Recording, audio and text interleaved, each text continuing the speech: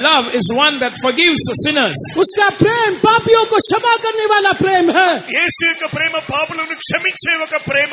உன்னுடைய அருவருப்பான நிலவரத்தை கண்டு மனுஷர்கள் உன்னை புறக்கணிக்க அவருடைய அன்பு உன்னை சேர்த்து கொண்டு உன்னை அங்கீகரித்துக் கொண்டு இருக்கிறது. The more that people see your abominable state and reject you, the more the love of God is embracing you. तेरी घृणित अवस्था को देखते हुए लोग तुझे इनकार करते हुए पर उतना अधिक परमेश्वर का प्रेम अपनी ओर वो खींचता है. ఈ లోకంలో ఉన్న మనుషులు మిమ్మల్ని ఎంతగా తుచ్చముగా ఎంచినప్పటికీ అంతగా దేవుని యొక్క ప్రేమ మిమ్మల్ని అంగీకరించుచున్నది. ஆமென் ஹல்லேலூயா. அந்நிய பாஷை பேச முடியாதவர்கள் சொந்த பாஷையில அவரை நோக்கி பேசுவோமாக. Those who cannot speak in tongues, you can speak in your own mother tongue to God. जो लोग अन्य भाषा में बात नहीं कर सकते वो अपने मातृभाषा में आप परमेश्वर से बात कीजिए. అన్య భాషలతో దేవుని యొక్క ప్రేమను వర్ణించలేని వారు మీకు స్వంత భాషతో దేవుని కొనియాడండి. ஆழத்திலிருந்து உயரமான மலைக்கு அல்லது உயரமான அனுபவங்களுக்கு அவருடைய அன்பு உன்னை தூக்கி கொண்டு செல்லுகிறது. From the depths, the love of God is exalting you to higher experiences. गहराई से लेकर ऊंचे अनुभव में उस ऊंचे पर्वत की ओर परमेश्वर का प्रेम आपको उठा ले जाता है. నీచమైన తుచ్చమైన స్థితిలో నుండి ఎంతో ఎత్తులోనికి దేవుని యొక్క ప్రేమ మిమ్మల్ని ఎత్తుకుని వెళ్ళుచున్నది. ஹல்லேலூயா ஹல்லேலூயா ஹல்லேலூயா ஹல்லேலூயா ஹல்லேலூயா. அபிஷேகம் பெறாதவர்கள் இயேசுவே நான் உம்மை நேசிக்கிறேன் என்று இருதயத்திலிருந்து சொல்லுவோமாக. Those who have not received the anointing, say from the depth of your heart, Jesus, I love you. जिन्होंने अभिषेक नहीं पाया हृदय की गहराई से कहा यीशु मसीह मैं तुझसे प्रेम करता हूं. ఎవరైతే దేవునికి అభిషేకం పొందలేకుండా ఉన్నారో వారందరూ కూడా హృదయమును తెరిచి దేవా నేను మిమ్మల్ని ప్రేమించుచున్నాను చెప్పండి. यीशु कहे प्यार कैसा है अनोखा, हाथ ना छोड़ेगा सिद्ध प्यार उसका. यीशु कहे प्यार कैसा है अनोखा, हाथ ना छोड़ेगा सिद्ध प्यार उसका. कैसा है अनोखा सिद्ध प्यार उसका, कैसा है अनोखा सिद्ध प्यार उसका. यीशु कहे प्यार कैसा है अनोखा, हाथ ना छोड़ेगा सिद्ध प्यार उसका. यीशु कहे प्यार कैसा है अनोखा, हाथ ना छोड़ेगा सिद्ध प्यार उसका. कैसा है अनोखा सिद्ध प्यार उसका, कैसा है अनोखा सिद्ध प्यार उसका. இயேசுவின் அன்பு இது ஒப்பில்லாத அன்பு, புறம்பே தள்ளாத பூரண அன்பு. இயேசுவின் அன்பு இது ஒப்பில்லாத அன்பு, புறம்பே தள்ளாத பூரண அன்பு. இது ஒப்பில்லாத அன்பு பூரண அன்பு, இது ஒப்பில்லாத அன்பு பூரண அன்பு. இது ஒப்பில்லாத அன்பு பூரண அன்பு, ஒப்பில்லாத அன்பு பூரண அன்பு. இது ஒப்பில்லாத அன்பு பூரண அன்பு, இது ஒப்பில்லாத அன்பு பூரண அன்பு. இது ஒப்பில்லாத அன்பு பூரண அன்பு, ஒப்பில்லாத அன்பு பூரண அன்பு. ஹல்லேலூயா ஹல்லேலூயா. ரஹாதியா ஜமானா கத்துராரியா ரபனா கஷ்மினி நிமிகனமன கத்துரே சிக்கசியான கரபகத்துரா ரிபாசியான கரபகத்துரா நமன மகஷிகன மகத்துருகன மகத்துரோ நமன மோசியான கரபகத்துரா. ஆமென். அவருடைய அன்பு நம்மை மன்னித்திருக்கிறது. His love has forgiven us. उसका प्रेम हमें क्षमा किया है. ఆయన యొక్క ప్రేమ మనల్ని క్షమించి ఉన్నది. அவருடைய அன்பு நம்மை தாழ்ந்த பாதாளத்திலிருந்து உயரமான அவருடைய சமூகத்துக்கு கொண்டு சென்றிருக்கிறது. His love has taken us out of the depths of hell and it has exalted us to his presence. उसका प्रेम गहराई अधोलोक से हमें उठाते हुए उसके ऊंचे सम्मुख में हमें ले आया है. ఆయన యొక్క ప్రేమ మనల్ని పాతాళంలో నుండి ఎత్తి ఆయన యొక్క సముఖంలోనికి మనం తీసుకుని వచ్చి ఉన్నది. புறக்கணிக்கப்பட்ட நிலவரத்திலிருந்து நம்மை சேர்த்து கொண்டு அங்கீகரித்திருக்கிறது. We who were rejected, the love of God has accepted us and it has embraced us. हम जो घृणित किए गए, रद्द किए गए, उस अवस्था से परमेश्वर का प्रेम हमें ग्रहण किया है, हमें आलिंगन किया है. ఏక ప్రేమనైతే మనం తుచ్చముగా ఎంచున్నామో ఆ యొక్క ప్రేమ మనల్ని అంగీకరించి ఉన్నది, స్వీకరించి ఉన్నది, ఆయన యొక్క సముఖంలోనికి మనం తీసుకుని వచ్చి ఉన్నది. ஒரு நிமிஷம் கண்ணை திறந்து பார்த்து உட்காருங்க. அப்படியே For 1 minute, close your eyes and sit. Open your eyes and sit. एक मिनट आंखों को खोलते हुए आप बैठ जाइए. ఒక్క క్షణము మీకు కళ్ళు తెరిచి చూడండి. ஆராதனையில் நாம் சில வேளையில் கைகளை உயர்த்தி ரொம்ப நேரம் ஸ்தோத்திரித்து தேவனை ஆராதித்திருக்கோம். Sometimes we could have lifted up our hands for a long time and we could have worshipped God. आराधना के समय में बहुत लंबे समय तक हाथों को उठाते हुए परमेश्वर की स्तुति करके हम परमेश्वर की आराधना किए होंगे. ఆరాధన సమయంలో చేతులు ఎత్తి ఎంతో సమయం చేతులు ఎత్తి దేవునిని ఆరాధించే ఒక స్థితిలో మనం కనబడి ఉండవచ్చును. బాయ్స్ అండ్ గర్ల్స్, लड़कियां ध्यान पूर्वक यहाँ पे अपने केंद्रित యవనస్తులైన సహోదర సహోదరులు దయచేసి గమనించండి. அன்பினால் நிறைஞ்சு ஒரு 2 நிமிஷம் நாம் வித்தியாசமான விதத்தில் தேவனை ஆராதிக்க போகிறோம். Being filled with the love of God for 2 minutes in a different way we are going to worship God. परमेश्वर के प्रेम से भरते हुए अलग ही रीति से 2 मिनट तक हम परमेश्वर की आराधना करने वाले हैं. దేవుని యొక్క ప్రేమలో నింపబడి ఇంకొక రీతిలో దేవునిని ఆరాధించబోచున్నాం. ஆராதிப்பதென்றால் இதுதான் முறைமை.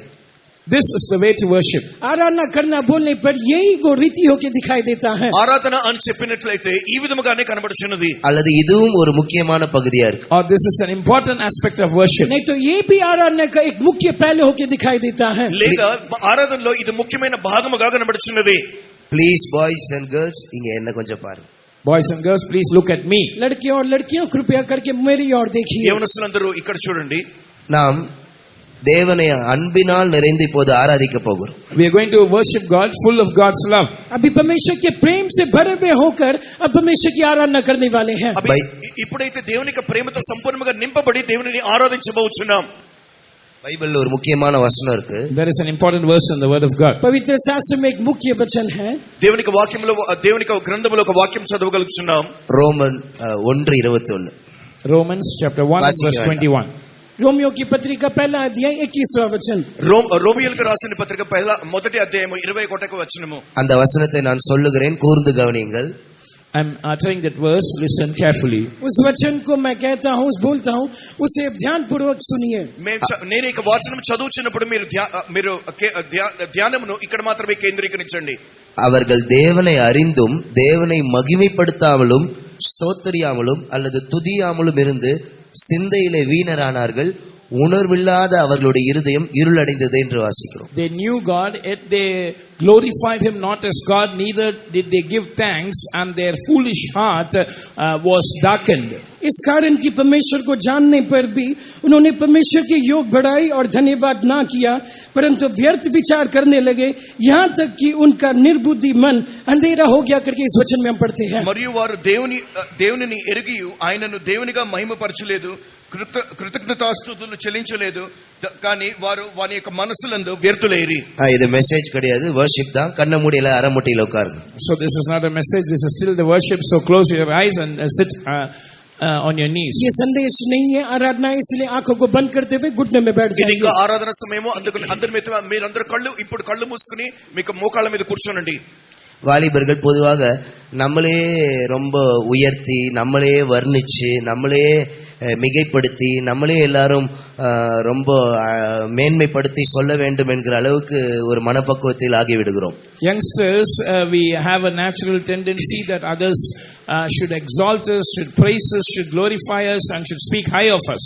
जवान लोग, उनके मन में इस प्रकार रहता है कि लोग हमारी प्रशंसा करने चाहिए, हमारी बढ़ाई करना चाहिए, हमारे बारे में महत्व विषय को वो कहना चाहिए. इस प्रकार जवानों के मन में रहता है. యవనస్తుల యొక్క మనసులో ఉండే ఒక విషయం ఏమనగా, అందరూ కూడా నన్ను గుర్తించాలి, అందరూ కూడా నన్ను మహిమపరచాలి, అందరూ కూడా నన్ను ప్రశంసించాలి, అందరూ కూడా నన్ను ఎక్కువగా మాట్లాడాలి అని కోరుకుంటూ ఉంటారు. இல்லாவிட்டா மற்ற பாய்ஸ், அவங்கள பாய்ஸ் அண்ட் கேர்ள்ஸ், இனி ரொம்ப நல்லா இருக்கு, அழகா இருக்கு, இந்த ஹேர் கட் நல்லா இருக்கு, இந்த ட்ரெஸ் நல்லா இருக்கு, இந்த செப்பல் நல்லா இருக்கு, இப்படியே வர்ணிச்சு பழகிட்டோம்.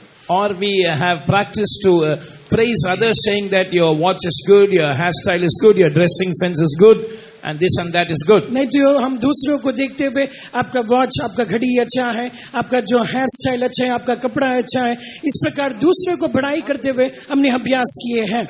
లేదా యవనస్తుల్లో ఉండే ఒక విషయం ఏమనగా, మీకు చెప్పులు చాలా అందంగా ఉన్నాయి, మీరు వేసుకున్న బట్టలు చాలా అందంగా ఉన్నాయి, మీ యొక్క హెయిర్ స్టైల్ చాలా అందంగా ఉంది, మీకు వాచ్ చాలా బాగుంది అని చెప్తూ ఉంటారు. இப்ப நான் சொல்ற ஸ்பிரிச்சுவல் எக்ஸசைஸ் அப்படியே என் கூட செய்யுங்க. நான் சொல்ற கமாண்ட் படி செய்யுங்க. अभी मैं करने वाले जो आत्मिक ज्ञान है, जिस प्रकार मैं करता हूँ उसे ही आप दोहराइए. ఇప్పుడు నేను చెప్పిన రీతిగా మీరు కూడా అదే విధంగా చేయండి. அப்படியே முழங்கால நில்லுங்க. ऐसे घुटनों में खड़े हो जाइए. అందరూ కూడా మోకాళ్ళ మీద నిలబడండి.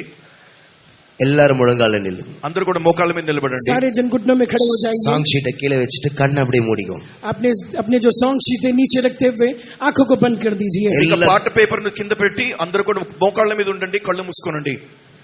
எல்லா கேர்ள்ஸ் கண்ணை மூடுங்க, தலையை மூடிக்கோங்க. All girls and boys, close your eyes. Girls, cover your heads. सारे लड़कियां अपने आंखों को बंद कीजिए, लड़के अभी अपनी आंखों को बंद कीजिए, लड़कियां अपने सिर को ढक लीजिए. நான் சொல்றது அப்படியே கேளுங்க, அப்படியே செய்யுங்க please. Listen to what I say and do it as it is. जिस प्रकार मैं बोलता हूँ उसे ऐसे सुनिए, और जिस प्रकार मैं कहता हूँ उसे ऐसे ही आप कीजिए. ఏ విధంగా చెప్పుచున్నానో ఆ విధంగానే చేయండి, ఏ విధంగా చేయమని చెప్పుచున్నానో ఆ ஒருத்தர் విధంగానే கூட చేయండి. கண்ணை திறக்காதீங்க ப்ளீஸ். கண்ணை மூடுங்க. Not one person should keep your eyes open. Keep your eyes closed. कोई भी एक व्यक्ति भी अपने आंखों को ना खोलना, कृपया करके अपने आंखों को बंद कीजिए. ఎవరు కూడా కళ్ళు తెరవకూడదు, అందరూ కూడా కళ్ళు మూసుకుని ఉండాలి. ப்ளீஸ் கண்ணை மூடுங்க. தேவன் நம்மை ஒரு உன்னதமான அனுபவங்களுக்கு கொண்டு செல்ல போகிறார். Close your eyes and God is going to take us to sublime experiences. कृपया करके अपने आंखों को बंद कीजिए. परमेश्वर हमें एक ऊंचे अनुभव में हमें ले जाने वाला है. అందరూ కూడా కళ్ళు మూసుకునండి. దేవుడు మనల్ని ఒక ఉచ్చమైన ఒక స్థానంలోనికి, అనుభవములలోనికి మనల్ని నడిపించబోచున్నాడు. உங்கள் தலையை உயர்த்துங்கள். Lift up your heads. अपने सिरों को उठाइए. మీకు తలలను ఎత్తండి.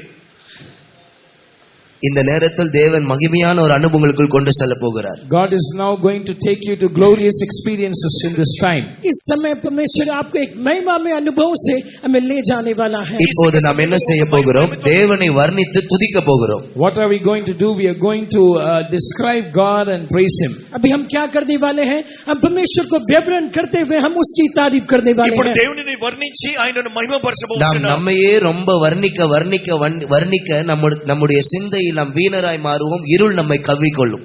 So as we keep describing about us and exalting us, we will become vain in our thoughts and darkness will engulf us. हम जितना हम अपने आप को जो है वर्णन करेंगे, उतना हमारा मन वो निर्बुद्धि हो जाएगा और हमारा मन पूरी रीति से अंधेरा से ढक जाएगा. ఎప్పుడైతే మనము మనల్ని వర్ణించుకుంటున్నామో, మనల్ని మనమే ఘనపరచుకుంటున్నామో, మనకు వాదనలు యందు మనకు మనసులో మనకు இப்போது వ్యర్థులుగా எல்லாரும் మారిపోతున్నాం. கைகளை உயர்த்தி தேவனை எக்ஸால்ட் பண்ணி துதிக்க போகிறோம். கைகளை உயர்த்தி துதிக்க ஆரம்பிக்கலாம்.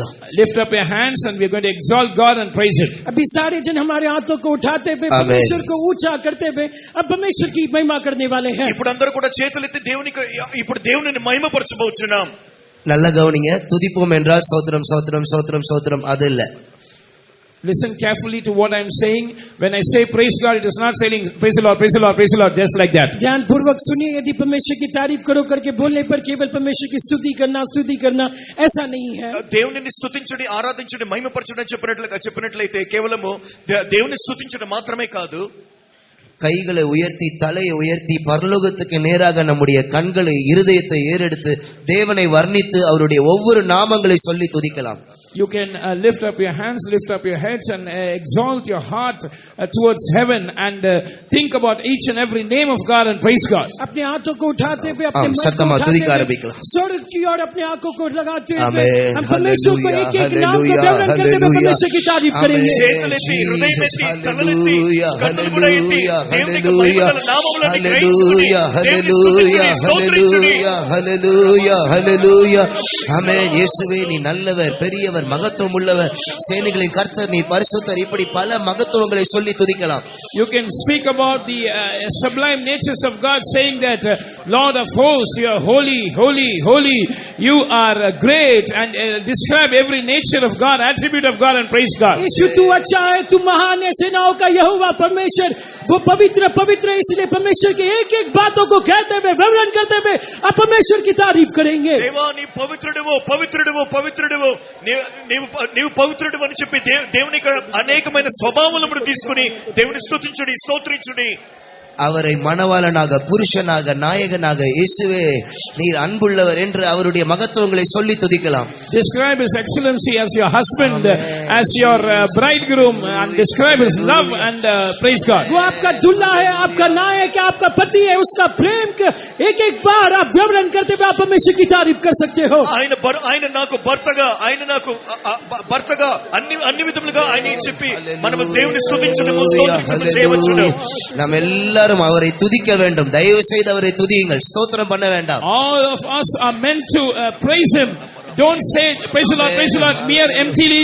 Just think about the excellencies of God, the attributes of God, and praise God. हम सब परमेश्वर की स्तुति करना चाहिए, केवल परमेश्वर की स्तुति करो इस प्रकार नहीं, उसकी जो महत्व बात है उसे वर्णन करते हुए परमेश्वर की तारीफ करेंगे. కేవలం స్తోత్రం మాత్రమే కాదు కానీ దేవుని యొక్క స్వభావములన్నిటిని గ్రహించి వాటన్నిటిని మనసులోకి తెచ్చుకుని దేవుని స్తుతించండి, స్తోత్రించండి. హల్లెలూయా. ఎత్తనియో నాட்கள் మనుషரையும் உலகத்தையும் மாயையான காரியங்களை வர்ணித்து வர்ணித்து வர்ணித்து மனது இருளடைந்திருக்கிறது. தேவனுடைய மகிமைகளை வர்ணிக்க ஆரம்பிப்போம். Your mind is darkened because for so many days you have been describing about your own greatness, about the greatness of other things and other human beings which are vanity. Now you exalt God, exalt the attributes of God and praise God. कितने दिनों से अपने बारे में अपनी बड़ाई करते हुए, दूसरों की बड़ाई करते हुए, संसार की बातों को बड़ाई करते हुए माया होके दिखाई देते, आपका मन पूरी रीति से अंधेरा हो गया. पर अभी परमेश्वर के उसकी महत्व बातों को वर्णन करते हुए हम परमेश्वर को ऊंचा उठाएंगे, उसकी तारीफ करेंगे. అనేక దినములుగా నిన్ను నీవే హెచ్చించుకుని ఇంకొకరిని హెచ్చించి ఇక లోకంలో అనేక విషయములను హెచ్చించడం వలన నీకు హృదయం అంతా కూడా అంధకారంతో నింపబడి ఉన్నది. ఇప్పుడైతే దేవుని యొక్క నామమును, దేవుని యొక్క మహిమను, దేవుని యొక్క స్వభావమును హెచ్చించి ఆ యొక్క మహిమ పొందుకునుము. இயேசுவே, சாரோனின் ரோஜாவே, பள்ளத்தாக்கின் லீலியே, என் ஆத்தும நேசரே, 10,000 சிறந்தவரே, இப்படி ஒவ்வொரு வார்த்தைகளை எடுத்து எடுத்து உங்களுக்கு எவ்வளவு தெரியுமோ, எவ்வளவு அவரை அறிந்திருக்கிறோமோ அவ்வளவாய் அவரை துதிப்போம். How much ever you know about God, how much ever you know the names of God, think about them, utter them by your mouth. Say that, Lord, you are the rose of Sharon, you are the lily of valleys, you are the lover of my soul, and describe God and praise God. यीशु तू Sharon का गुलाब है, वादियों का शोषण है. यीशु तू मेरा आत्मा प्रेमी है. इस प्रकार जो कुछ भी परमेश्वर के बारे में आप जानते हो उसकी महत्वता के बारे में विवरण करते हुए उसकी प्रशंसा कीजिए. దేవా, నీవు షారోను యొక్క రోజావు, నా యొక్క ప్రాణ ప్రియుడవు, నా యొక్క ప్రాణమును విమోచించిన వాడు అని చెప్పి దేవుని గురించి మీకు తెలిసిన విషయములన్నీ చెప్పి చెప్పి దేవుని స్తోత్రించుడి, మహిమపరచుడి. பரலோகம் நம்மை பார்த்து சந்தோஷப்படுகிறது. Heaven is rejoicing looking at us. स्वर्ग हमें देखते हुए आनंदित हो रहा है. పరలోకమైతే మనల్ని చూసి ఆనందించుచున్నది. மாயையான காரியங்கள் நம்மை விட்டு விலகி கொண்டிருக்கிறது. Vanity is being removed from us. व्यर्थ माया बातें वो हमारे ओर से दूर हो रही है. వ్యర్థమైన కార్యములు, ఈ యొక్క సంసారమే, ఈ యొక్క లోక కార్యములన్నీ మన మనసులోంచి వెళ్ళిపోవచ్చున్నవి. உனக்கு பரிசுத்தம் வேண்டுமா? சேனைகளின் கர்த்தர் பரிசுத்தர் பரிசுத்தர் பரிசுத்தர் என்று கைகளை உயர்த்தி சத்தமாக துதித்துக் கொண்டே இரு. Are you in need of holiness? Lift up your hands and say loudly that Lord of hosts, you are holy, holy, holy, and praise Him. क्या आपको पवित्रता चाहिए? सेनाओं का यहोवा तू पवित्र पवित्र पवित्र, इस प्रकार ऊंची आवाज से उसकी गुणगान करते हुए परमेश्वर की तारीफ कीजिए. నీకు పరిశుద్ధత అవసరమైతే దేవా నీవు పరిశుద్ధుడవు పరిశుద్ధుడవు పరిశుద్ధుడవు అని దేవునిని హెచ్చించి ఆ యొక్క పరిశుద్ధత నీకు జీవితంలోనికి తెచ్చుకొనుము. அவருடைய அன்பை விட்டு ரொம்பவும் தூரமா இருக்கிறது போல உணர்கிறாயா? என் ஆத்தும நேசரே, என் மணவாளனே, என் புருஷனே, என் நாயகனே, உம்மை நேசிக்கிறேன் என்று சத்தமாக கைகளை உயர்த்தி சொல்லி துதி. Do you feel that you have gone away, far away from the love of God? Exalt Him, saying that Lord, you are the lover of my soul, you are my husband, you are my bridegroom, and praise God. क्या तो आप परमेश्वर के प्रेम से मैं दूर हो गया हूं करके ऐसे महसूस करते हो? तू मेरे आत्मा का प्रेमी है, तू मेरा नायक है, तू मेरा पति है, तू मेरा दुल्हा है. परमेश्वर के प्रेम से मुझे भर दे. इस प्रकार कहकर मैं परमेश्वर की तारीफ करेंगे. ఒకవేళ దేవుని యొక్క ప్రేమ నుంచి అత్యంత దూరముగా కనబడినట్లయితే నా యొక్క ప్రాణాలను ప్రేమించువాడా, నా యొక్క భర్త అయిన నా దేవా, నీ యొక్క ప్రేమతో నా హృదయం నింపుమని ప్రార్థించుడి. ஆமென். இஸ்ரவேலின் துதிகள் மத்தியிலே வாசம் பண்ணுகிற நம்முடைய தேவனாகிய கர்த்தர் இதோ அவர் பரிசுத்தராய் நம் நடுவே எழுந்தருளி இருக்கிறார். Holy is the Lord our God who inhabits the praises of Israel, and He is risen in our midst as a glorious God. इस्राएलियों की स्तुतियों में वास करने वाला परमेश्वर हमारे बीच में पवित्र परमेश्वर होके उठा हुआ है.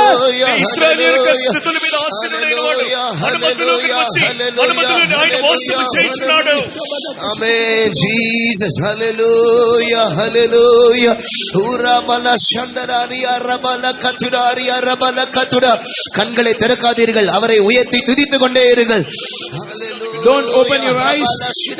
Keep exalting God and praising Him. आंखों को खोलना नहीं, परमेश्वर को प्रशंसा करते हुए उसकी तारीफ करते रहिए। కళ్ళు తెరవద్దండి, ఎవరు కూడా కళ్ళు తెరవద్దు, కానీ దేవునికి స్తుతించుచు స్తోత్రించుచు ఆయనకు గుణగానములు మహిమపరచండి. அவரை துதிக்க துதிக்க துதிக்க இருதயம் தேவ அன்பினால் நிரப்பப்படும். As you keep praising Him, your heart will be filled with the love of God more जितना and more. परमेश्वर की तारीफ करते रहेंगे, परमेश्वर का प्रेम आपका हृदय में भरता जाएगा। ఎంతగా ఆయనను స్తుతించుచున్నామో స్తోత్రించుచున్నామో అంతగా మనకి హృదయం ఆయనకు ప్రేమతో నింపబడుచున్నది. ஹல்லேலூயா ஹல்லேலூயா. மனது அவருடைய மகிமையினால் நிரப்பப்படும். Your mind will be full of His glory. आपका मन उसकी पूरी महिमा से भर जाएगा। మనసంతా కూడా ఆయన మహిమతో నింపబడుచున్నది. Amen. Jesus, we praise you. Hallelujah. நாங்கள் உம்மை உயர்த்துகிறோம் ஆண்டவரே, உம்மை துதிக்கிறோம் கர்த்தாவே, உம்மை மகிமைப்படுத்துகிறோம்.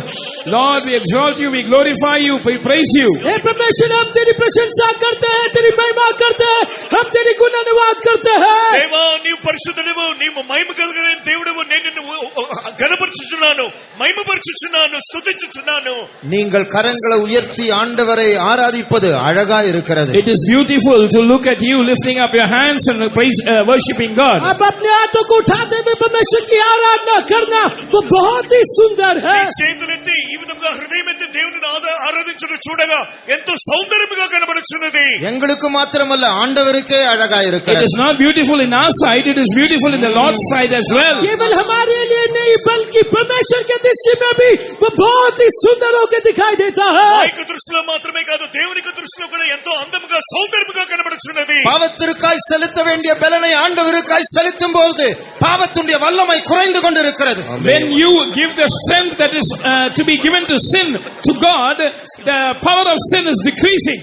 जो बल पाप के लिए करना था, उस बल को अब परमेश्वर के लिए देने पर पाप का सामर्थ वो पूरी रीति से घट रहा है।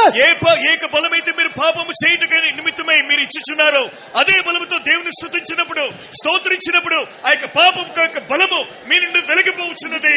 வாலிபர்களே, நீங்கள் பலவான்களா இருக்கிறபடினால் இதை உங்களுக்கு சொல்லுகிறேன். Youngsters, we say this to you because you are strong. हे जवानों, तुम बलवान हो, इसीलिए मैं आपसे कह रहा हूँ। యవనస్తులైన వారులారా, మీరు బలవంతులు, అందుకే మీకు చెప్పుచున్నాం. பல்லாங்கனை ஜெயிக்கக்கூடிய சக்தி, அதிகாரம், அபிஷேகம் உங்களிடத்தில் உண்டு. You have the power, authority and anointing to overcome the evil one. दुष्ट जन को जीतने के लिए आपके अंदर शक्ति, सामर्थ, अभिषेक आपके अंदर है। సాతానును జయించిన నిమిత్తమే దేవుడు నీకు అభిషేకం ఇచ్చిన్నాడు, స్వభావం ఇచ్చిన్నాడు, ప్రార్థన ఇచ్చిన్నాడు. உங்களுடைய அசைவுகள் தேவனுடைய பார்வையில் அழகா இருக்கிறது. அவர் ஈர்க்கப்பட்டு வந்திருக்கிறார். Your movements are beautiful in God's sight. He has been attracted by you and He has come here. आपका हिलना परमेश्वर के दृष्टि में वो बहुत ही सुंदर होकर दिखाई देता है। वो आपकी ओर आकर्षित होकर आपके पास वो आया हुआ है। నీ యొక్క కదలికలు చూసి ఆయన ఆకర్షింపబడి ఇప్పుడు నీ యొద్దకు మన మధ్యలోనికి ఆయన వచ్చి ఉన్నాడు. அவர் పక్కத்துல வந்திருக்கிறது உங்களுக்கு தெரியுதா? Can you feel Him coming close to you? वो बहुत ही नजदीक आया हुआ है। क्या उसे आप देख पाते हो? ఇప్పుడైతే దేవుడు నీ పక్కనే వచ్చి నిలబడుచున్నది నీవు గ్రహించగలుగుతున్నావా? அவரை உயர்த்த உயர்த்த அவருடைய பரிசுத்த அதிர்வுகள் உங்களை சூழ்ந்திருக்கிறதை உங்களால் உணர முடிகிறதா? As you keep exalting Him, can you feel the vibrations of His holiness surrounding you? जितना आप उसको उठाते हो उतना अधिक उसकी जो वो आपके चारों ओर घेर रहा है। क्या उसे आप ग्रहण कर पाते हो? మీరు ఆ విధముగా చేతులెత్తి దేవుని స్తుతించుచున్నప్పుడు, స్తోత్రించుచున్నప్పుడు ఆయన యొక్క పరిశుద్ధత మీకు చుట్టూతో కూడా కనబడుట మీరు గ్రహించుచున్నారా? அவர் பக்கத்தில் மாத்திரமல்ல, உங்களுக்குள் வந்து விட்டார். He has not only come near you, He has come into you. अब आपके उसके नजदीक ही नहीं बल्कि आपके अंदर वो आया हुआ ఇప్పుడు మీ है। దగ్గరికే కాదు, మీ లోనికి ఆయన వచ్చుచున్నారు. உங்களுடைய பலனை அவருக்கு கொடுத்தீர்கள், இப்பொழுது அவருடைய பலனை உங்களுக்கு தர போகிறார். You have given your strength to Him, but now He's going to give His strength to you. आपके बल को आपने परमेश्वर को दिए, अभी परमेश्वर अपना बल वो आपको देने वाला है। ఇప్పటి వరకు మీకు బలమును దేవునికి చెల్లించినారు, ఇప్పుడైతే ఆయన బలము మీకు ఇచ్చుచున్నాడు. அனுபவியுங்கள் அவருடைய பலத்தை. Experience His power. उसके सामर्थ को आप अनुभव कीजिए। ఆయన యొక్క శక్తిని అనుభవించుడి.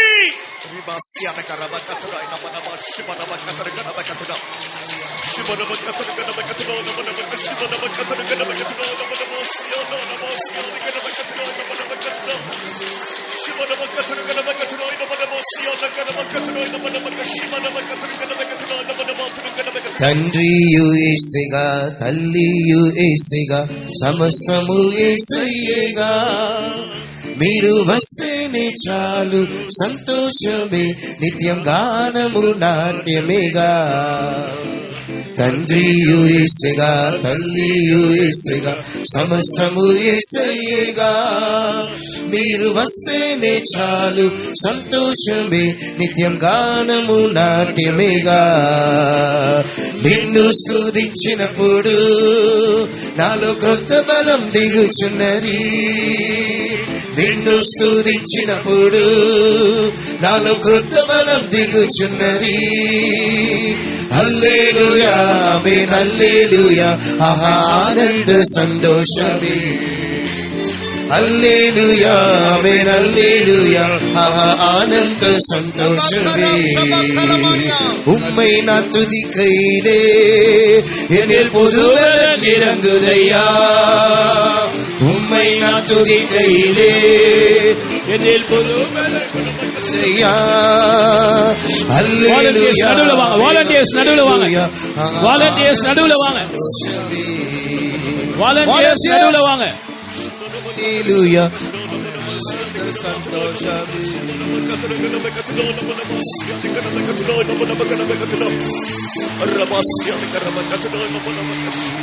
Hallelujah, hallelujah, hallelujah.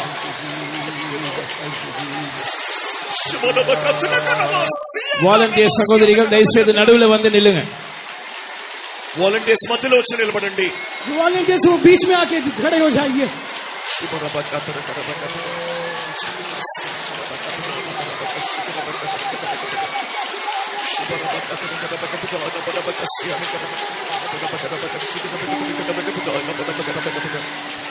எல்லாமே ஏசப்பா தான். Jesus is everything. मेरे लिए सब कुछ यीशु है. నా నిమిత్తము అన్ని కూడా యేసే. வேற யாரும் வேண்டாம், வேற ஒன்றும் வேண்டாம். I need not have anything else. I don't want anybody else. और कोई नहीं चाहिए, और कुछ नहीं चाहिए. ఈ లోకంలో నాకు ఏది వద్దు, ఎవరు వద్దు, యేసు మాత్రమే నాకు చాలును. அவரை ஆராதிப்பதே என் வாழ்க்கையினுடைய குறிக்கோள். The goal of my life is to worship Him. उसकी आराधना करना ही मेरा जीवन का लक्ष्य నా है. జీవితం యొక్క లక్ష్యము యేసుని ఆరాధించుట. வாலிபனே, நீ சரியான இடத்திற்கு வந்திருக்கிறாய். Youngsters, you have come to the right place. ये जवान तू सही स्थान में आया हुआ है. ఎవరొస్తున్నారో మీరు ఒక అసలైన స్థానమునకు వచ్చి இந்த ఉన్నారు. இடத்தில் எந்த பிசாசும் வர முடியாது. No demon can come into this place. इस स्थान में कोई शैतान नहीं आ सकता. ఈ యొక్క స్థలములో ఏ విధమైన దుష్టాత్మ కూడా మిమ్మల్ని ముట్టనేరదు. அம்மா உம்மை சுதா, அப்பா உம்மை சுதா, எல்லாமே சுதானையா. நீங்க வந்தாலே போதும் சந்தோஷம் தான், தினம் ஆடலும் பாடலும் தான். அம்மாவும் இயேசுதா, அப்பாவும் இயேசுதா, எல்லாமே இயேசுதானையா. நீங்க வந்தாலே போதும் சந்தோஷம் தான், தினம் ஆடலும் பாடலும் தான். உம்மை நான் துதிக்கையிலே என்னில் புது பலன் இறங்குதையா. உம்மை நான் துதிக்கையிலே என்னில் புது பலன் இறங்குதையா. அல்லேலூயா ஆமென் அல்லேலூயா, ஆஹா ஆனந்த சந்தோஷமே. அல்லேலூயா ஆமென் அல்லேலூயா, ஆஹா ஆனந்த சந்தோஷமே. அம்மாவும் இயேசுதா, அப்பாவும் இயேசுதா, எல்லாமே இயேசுதானையா. நீங்க வந்தாலே போதும் சந்தோஷம் தான், தினம் ஆடலும் ஆடலும் தான். என் அம்மாவும் இயேசுதா, அப்பாவும் இயேசுதா, எல்லாமே இயேசுதானையா. நீங்க வந்தாலே போதும் சந்தோஷம் தான், தினம் ஆடலும் ஆடலும் தான். உம்மை நான் துதிக்கையிலே என்னில் புது பலன் இறங்குதையா. உம்மை நான் துதிக்கையிலே என்னில் புது பலன் இறங்குதையா. அல்லேலூயா ஆமென் அல்லேலூயா, ஆஹா ஆனந்த சந்தோஷமே. அல்லேலூயா ஆமென் அல்லேலூயா, ஆஹா ஆனந்த சந்தோஷமே. உம்மை நான் துதிக்கையிலே என்னில் புது பலன் இறங்குதையா. உம்மை நான் துதிக்கையிலே என்னில் புது பலன் இறங்குதையா. அல்லேலூயா ஆமென் அல்லேலூயா. ஆனந்த சந்தோஷமே. அல்லேலூயா ஆமென் அல்லேலூயா. ஆனந்த சந்தோஷமே.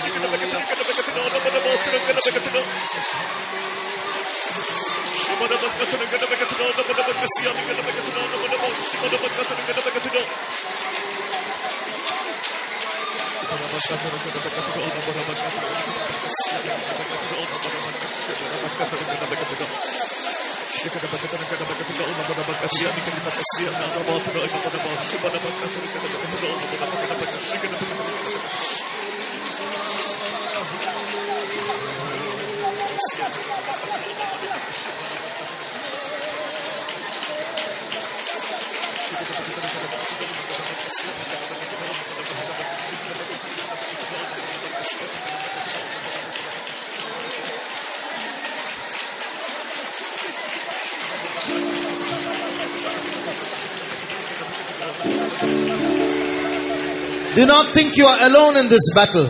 இந்த யுத்தத்தில் நீ தனியாய் இருக்கிறதாக நீ எண்ணிக்கொள்ளாதே. इस युद्ध में मैं अकेला हूं करके आप नहीं सोचना. ఏక యుద్ధములో నేను ఒక్కడినే అయిపోయానే అని ఏమాత్రం యోచించవద్దు. You have a great God who is fighting for you. உனக்காக யுத்தம் பண்ணுகிற ஒரு பெரிய தேவன் உனக்கு உண்டு. आपके लिए युद्ध करने के लिए एक महान परमेश्वर आपने दिया है. యుద్ధము చేయుటకు ఒక గొప్ప దేవుడు మీతో కూడా ఉన్నాడు. Now the struggle is going on, but the victory will be yours. இப்பொழுது போராட்டம் நடந்து கொண்டிருக்கிறது, ஆனால் ஜெயம் உன்னுடையதாகவே இருக்கும். अभी संघर्ष तो जारी है, पर जय तो आपका है.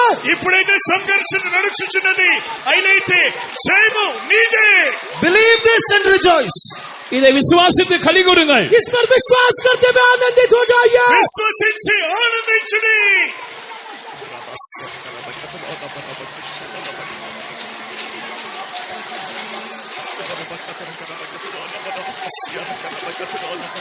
This mountain shall be removed. This mountain shall be removed. This mountain shall be removed by my spirit, says the Lord. It's not by might, it's not by power, but by my spirit, says the Lord of hosts. It's not by might, it's not by power, but by my spirit, says the Lord.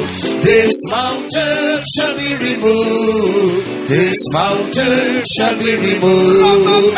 This mountain shall be removed by my spirit, says the Lord.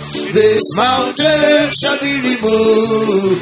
This mountain shall be removed. This mountain shall be removed by my spirit, says the Lord. This mountain shall be removed. This mountain shall be removed.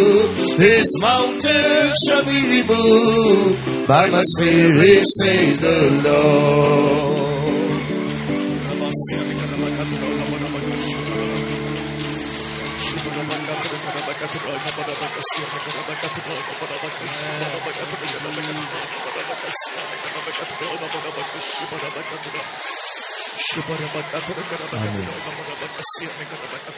Although the struggle is great, யுத்தம் போராட்டம் பெரியதா இருந்தாலும், हाँ संघर्ष वो बड़ा होके दिखाई देने पर, సంఘర్షణ అతి గొప్పగా కనబడినప్పటికీ, although many times it seems you are losing, பல முறை நீங்கள் தோற்று போவது போல் தென்பட்டாலும், कई बार आप हार रहे हैं करके इस प्रकार ऐसा महसूस होता होगा. అనేక సార్లు నేను ఓడిపోవచ్చున్నానేమో అని అనిపించినప్పటికీ, we can see a big burden in your heart for holiness. பரிசுத்தத்துக்கான ஒரு பெரிய பாரம் உங்கள் உள்ளத்தில் இருப்பதை எங்களால் காண முடிகிறது. पवित्रता के लिए एक बड़ा बोझ आपके हृदय में, उसे हम देख पा रहे हैं. దేవునికి పరిశుద్ధత నిమిత్తమై ఒక గొప్ప వాంఛ నీకు హృదయంలో మేము చూడగలుగుతున్నాం. We can see it in your faces. அதை உங்களுடைய முகத்தில் எங்களால் காண முடிகிறது. முடிகிறது. हम उस विषय को आपके चेहरे में हम देख पा रहे ఆ हैं. యొక్క వాంఛ ఆ యొక్క దాహం అనేది మీకు ముఖములో కనబడుచున్నది. Jesus is also seeing it. இயேசுவும் அதை பார்த்துக் கொண்டிருக்கிறார். यीशु भी उसे देख रहा है. యేసు క్రీస్తు కూడా ఆ యొక్క భారమును చూచుచున్నారు. And he will give it to you. அதை அவர் உங்களுக்கு நிச்சயமாய் தருவார். और वो उसे निश्चय देगा. ఆయన నిశ్చయముగా ఆ యొక్క పరిశుద్ధత మీకు అనుగ్రహించును. Amen. Hallelujah. Hallelujah. Now we listen to the word of God for some time. இப்பொழுது கொஞ்ச நேரம் நாம் கர்த்தருடைய வார்த்தையை கேட்க போகிறோம். अभी हम कुछ समय के लिए परमेश्वर के संदेश को सुनने वाले हैं. ఇప్పుడు కొద్దిసేపు దేవునికి వాక్యం వినుదము. Tonight at 10 o'clock there will be a prayer again for young boys here. So all the boys please come tonight. இன்றைக்கு இரவு 10 மணிக்கு மறுபடியுமாக வாலிப தம்பிமாருக்காக இந்த இடத்தில் வைத்து ஒரு வாலிபர் ஜெபம் நடக்கும். தயவு செய்து 10 மணிக்கு வாலிப சகோதரர்கள் இங்கே வாருங்கள். आज रात 10 बजे यहाँ पे जवान लड़कों के लिए यहाँ पे सभा है, इसलिए रात के 10 बजे सारे लड़के यहाँ पे आ जाइए. యవనస్తులైన సహోదరులకు మాత్రమే ఏక స్థలంలో రాత్రి 10 గంటలకు ప్రార్థన జరుగుతున్నది కనుక యవనస్తులైన సహోదరులు రాత్రి 10 గంటలకు ఇక్కడ వచ్చి చేరండి. For girls it's in front of the Grace Hall near the press. So tonight at 10 o'clock all girls go there. கேர்ள்ஸுக்கு பிரஸ்ஸுக்கு பக்கத்துல இருக்கிறதான கிரேஸ் ஹாலுக்கு எதிரே ஒரு டென்ட் இருக்கிறது. அங்கே உங்களுக்கான ஜெபம் நடக்கும். இரவு 10 மணிக்கு கேர்ள்ஸ் எல்லாரும் அங்கே போய் கலந்து கொள்ள வேண்டும். लड़कियों के लिए ग्रेस हॉल के सामने एक तंबू है, प्रेस के करीब में है, वहां पे आप जा सकते हो. आज रात 10 बजे आप वहां पे जा सकते हैं. గ్రేస్ హాల్ కి పక్కన ప్రెస్ కి ఎదురుగా ఒక షెడ్ వేయబడి ఉన్నది. అక్కడ యవనస్తులైన సహోదరులందరూ మీరు అందరూ కూడా మీరు అక్కడ చేరవాలని కోరుచున్నాం. One request to all of you. Tomorrow afternoon there will be no meeting here. The youth meeting will be in the main hall at 2:30, not 3, 2:30. நாளைக்கு மதியம் 3 மணிக்கு அல்ல 2:30 மணிக்கு இந்த இடத்தில் அல்ல மெயின் ஹாலில் வைத்து வாலிபர்களுக்கான கூட்டம் நடைபெறும். कल जो है 1:30 बजे को यहाँ पे नहीं बल्कि हमारे मेन मीटिंग हॉल में जवानों की सभा संबोधित किया जाएगा. ఇక్కడ కాదు కానీ రేపు 2:30 మెయిన్ మీటింగ్ హాల్లో మీ అందరికీ కూడా ఈ యొక్క యవనస్తుల కూటమి జరపబడును. One request, all youngsters please move forward 2 feet. First row, all of you please move forward 2 feet. தயவு செய்து எல்லா வாலிபர்களும் 2 அடி முன்பாக வரும்படியாய் கேட்டுக்கொள்கிறோம். एक निवेदन है कि सारे जवान लोग 2 फुट आगे की ओर आप अग्रसर हो जाइए. దయచేసి యవనస్తులందరూ లేచి ఒక 2 అడుగులు ముందుకు వచ్చి కూర్చోండి. There's no space at the back, it's full. Please come forward. Boys also. பின்பாக இடமில்லை. தயவு செய்து பாய்ஸ் கேர்ள்ஸ் எல்லாரும் நன்றாக முன்பாக வாருங்கள். இடைவெளி விடாமல் முன்பாக வந்து पीछे உட்காருங்கள். जगह नहीं है, इसीलिए सारे जवान लड़के और लड़कियां आगे आ जाइए. किसी प्रकार का खाली स्थान को आप ना रखिए. యవన వెనకాల స్థలము లేదు కనుక దయచేసి ముందుగా వచ్చి కూర్చోనండి. Thank you. God bless you. நன்றி. கர்த்தர் உங்களை ஆசீர்வதிப்பார். आपका धन्यवाद. परमेश्वर आपको आशीष करे. దేవుడు మిమ్మల్ని ఆశీర్వదించును గాక.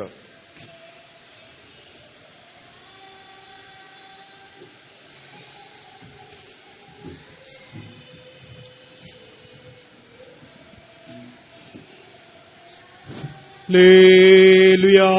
Hallelujah. So how many of you are really happy in the presence of God in this afternoon? தேவ சமூகத்திலே இந்த மத்தியான வேளையிலே உங்களுக்கு எத்தனை பேர் மனமகிழ்ச்சியாய் காணப்படுகிறீர்கள்? इस दोपहर के समय में परमेश्वर के सम्मुख में आप में से कितने लोग खुश हो? ఈ మధ్యాహ్న సమయంలో మీలో ఎంతమంది దేవునికి సముఖంలో నేను ఆనందించగలుగుచున్నాను చెప్పుచున్నారు? All those who are happy in the presence of God, shout hallelujah. தேவ சமூகத்திலே சந்தோஷமாய் இருக்கிற யாவரும் சத்தமாய் சொல்லுவோம் ஹalleluya. जो कोई भी परमेश्वर के सम्मुख में, Praise be to God. தேவனுக்கு ஸ்தோத்திரம். परमेश्वर के नाम की तारीफ हो. దేవునికి నామమునకు మహిమ కలుగును గాక. Truly our God is a good God. மெய்யாகவே நம் தேவன் நம்முடன் இருக்கிறார். निश्चय हमारा परमेश्वर वो हमारे साथ है. నిశ్చయముగా దేవుడు మంచివాడై ఉన్నాడు. God loved us, and even this year the Lord has been given this blessed convention along with this youth meetings. நம்மிலே அன்பு கூர்ந்தபடினாலே இந்த வருஷத்திலும் தேவன் கிருபையாய் நமக்கு ஒரு கன்வென்ஷனை தந்தார். அதனுடன் சேர்த்து நமக்கு இந்த வாலிபர் கூட்டங்களையும் கொடுத்துள்ளார். परमेश्वर ने हमसे प्रेम किया और साथ ही सम्मेलन भी दिया, और सम्मेलन के साथ ही साथ परमेश्वर ने जवानों की सभा भी हमें आयोजन करके दिया है. దేవుడు మనల్ని అత్యంతగా ప్రేమించుట చేత ఈ యొక్క మహాసభలు అనుగ్రహించున్నాడు. అంత మాత్రమే కాదు, ఈ యవనస్తుల కొరకు కూడా ఈ యొక్క కూటములు అనుగ్రహించున్నాడు.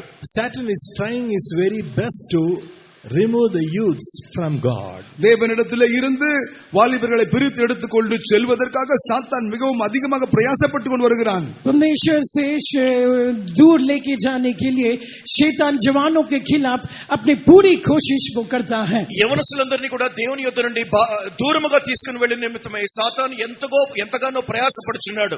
But our God is loving us and giving such meetings in our life. ஆனால் தேவனோ நம்மிலே அன்பு கூர்ந்தபடினாலே நமது வாலிபர்களுக்கு இப்படிப்பட்ட கூட்டங்களை கொடுத்து கொண்டு வருகின்றார். पर हमारा परमेश्वर को हमसे प्रेम रखता है, इसीलिए हमारे जवानों को इस प्रकार की जवानों की सभा वो आयोजन करके दे रहा है. కానీ దేవుడైతే మనల్ని ఎంతగానో ప్రేమించుచున్నాడు కనుక యవనస్తుల నిమిత్తమై ఇటువంటి కూటములు తిరిగి అనుగ్రహించుచున్నారు. For our meditation from the word of God, shall you all open our Bible to book of Proverbs? நீதிமொழிகள் புஸ்தகத்தை நாம் இந்த வேளையிலே தியான பகுதியாக நாம் திறந்து கொள்வோம். हमारे ध्यान के लिए परमेश्वर के वचन से नीति वचन की ओर हमारे पवित्र शास्त्र खोलें. మన ధ్యానార్థమై ఈ మధ్యాహ్న కాల సమయంలో సామెతల గ్రంథంలో మనం చదువుదాము. The book of Proverbs chapter 29 verse 18. நீதிமொழிகள் 29ஆம் அதிகாரம் 18ஆம் வசனம். नीति वचन उसका 29वां अध्याय उसका 18वां वचन. సామెతలు 29వ అధ్యాయం 18వ వాక్యం. தீர்க்க தரிசனம் இல்லாத இடத்தில் ஜனங்கள் சீர்கெட்டு போவார்கள், வேதத்தை காக்கிறவனோ பாக்கியவான். Where there is no vision, the people perish. தீர்க்க தரிசனம் இல்லாத இடத்தில் ஜனங்கள் சீர்கெட்டு போவார்கள். जहाँ दर्शन की बात नहीं होती वहाँ लोग निरंकुश हो जाते हैं. దేవోక్తి లేని ఎడల జనులు కట్టులేక తిరుగుదురు అని వ్రాయబడి ఉన్నది. But he that keepeth the law, happy is he. ஆனால் வேதத்தை காக்கிறவனோ பாக்கியவான். और जो व्यवस्था को मानता है वो धन्य होता है. ధర్మశాస్త్రమును అనుసరించేవాడు అతను ధన్యుడు అని వ్రాయబడి ఉన్నది. So in these days people are perishing, it's because of the lack of vision. ஆகவே இந்த நாட்களில் ஜனங்கள் அழிந்து போவதற்கு காரணம் என்னவென்றால் அவர்களுக்குள்ளே தரிசனம் இல்லை. इसलिए इन दिनों में लोग उनका निरंकुश हो जा रहा है, वो नष्ट हो रहे हैं. उसका कारण यह है कि दर्शन की कमी के कारण, घटी के कारण ఈ దినములలో మనుషులు నశించిపోవడానికి కారణం ఏమనగా వారికి ఏమాత్రము దేవుని యొక్క దర్శనము లేని వారిగా కనబడుచున్నారు. The work of the Satan, he wants to remove our vision out of our life.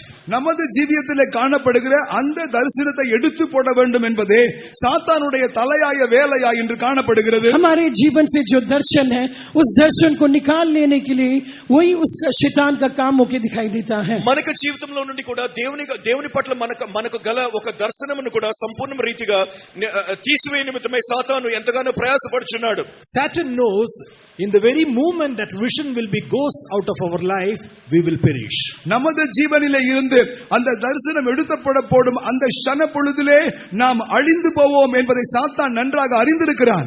जो क्षण उस दर्शन हमारे जीवन से हट जाता उसी क्षण हमारा जीवन नष्ट हो जाता है करके शैतान वो बड़े अच्छी रीति से जानता है. ఏ క్షణమైతే ఈ యొక్క దర్శనమును మనము కోల్పోవచ్చున్నామో ఆ క్షణములోనే మన జీవితంలో మనం నశించి. I want to show one example from the word of God from the book of Daniel. தானியேல் புஸ்தகத்திலே இருக்கின்ற ஒரு எடுத்துக்காட்டின் மூலமாக எப்படி இந்த சாத்தான் இந்த தரிசனத்தை நம்மை விட்டு எடுத்து போடுவதற்கு பிரயாசப்படுகிறான் என்பதை உங்களுக்கு முன்வைக்க வேண்டும் என்று வாஞ்சிக்கிறேன். किस प्रकार शैतान हमारे जीवन से दर्शन को हटा देता है उसे पवित्र शास्त्र में से दानियेल की पुस्तक में से एक वचन को मैं आपके सामने प्रस्तुत करूंगा. ఏ విధముగా సాతాను మన జీవితంలో నుండి ఈ దర్శనమును తీసివేయవలని చూచున్నాడో ఆ యొక్క విషయమును ఒక ఉదాహరణగా దానియేలు పుస్తకములో నుండి నేను ఎత్తి చూపగోరుచున్నాను.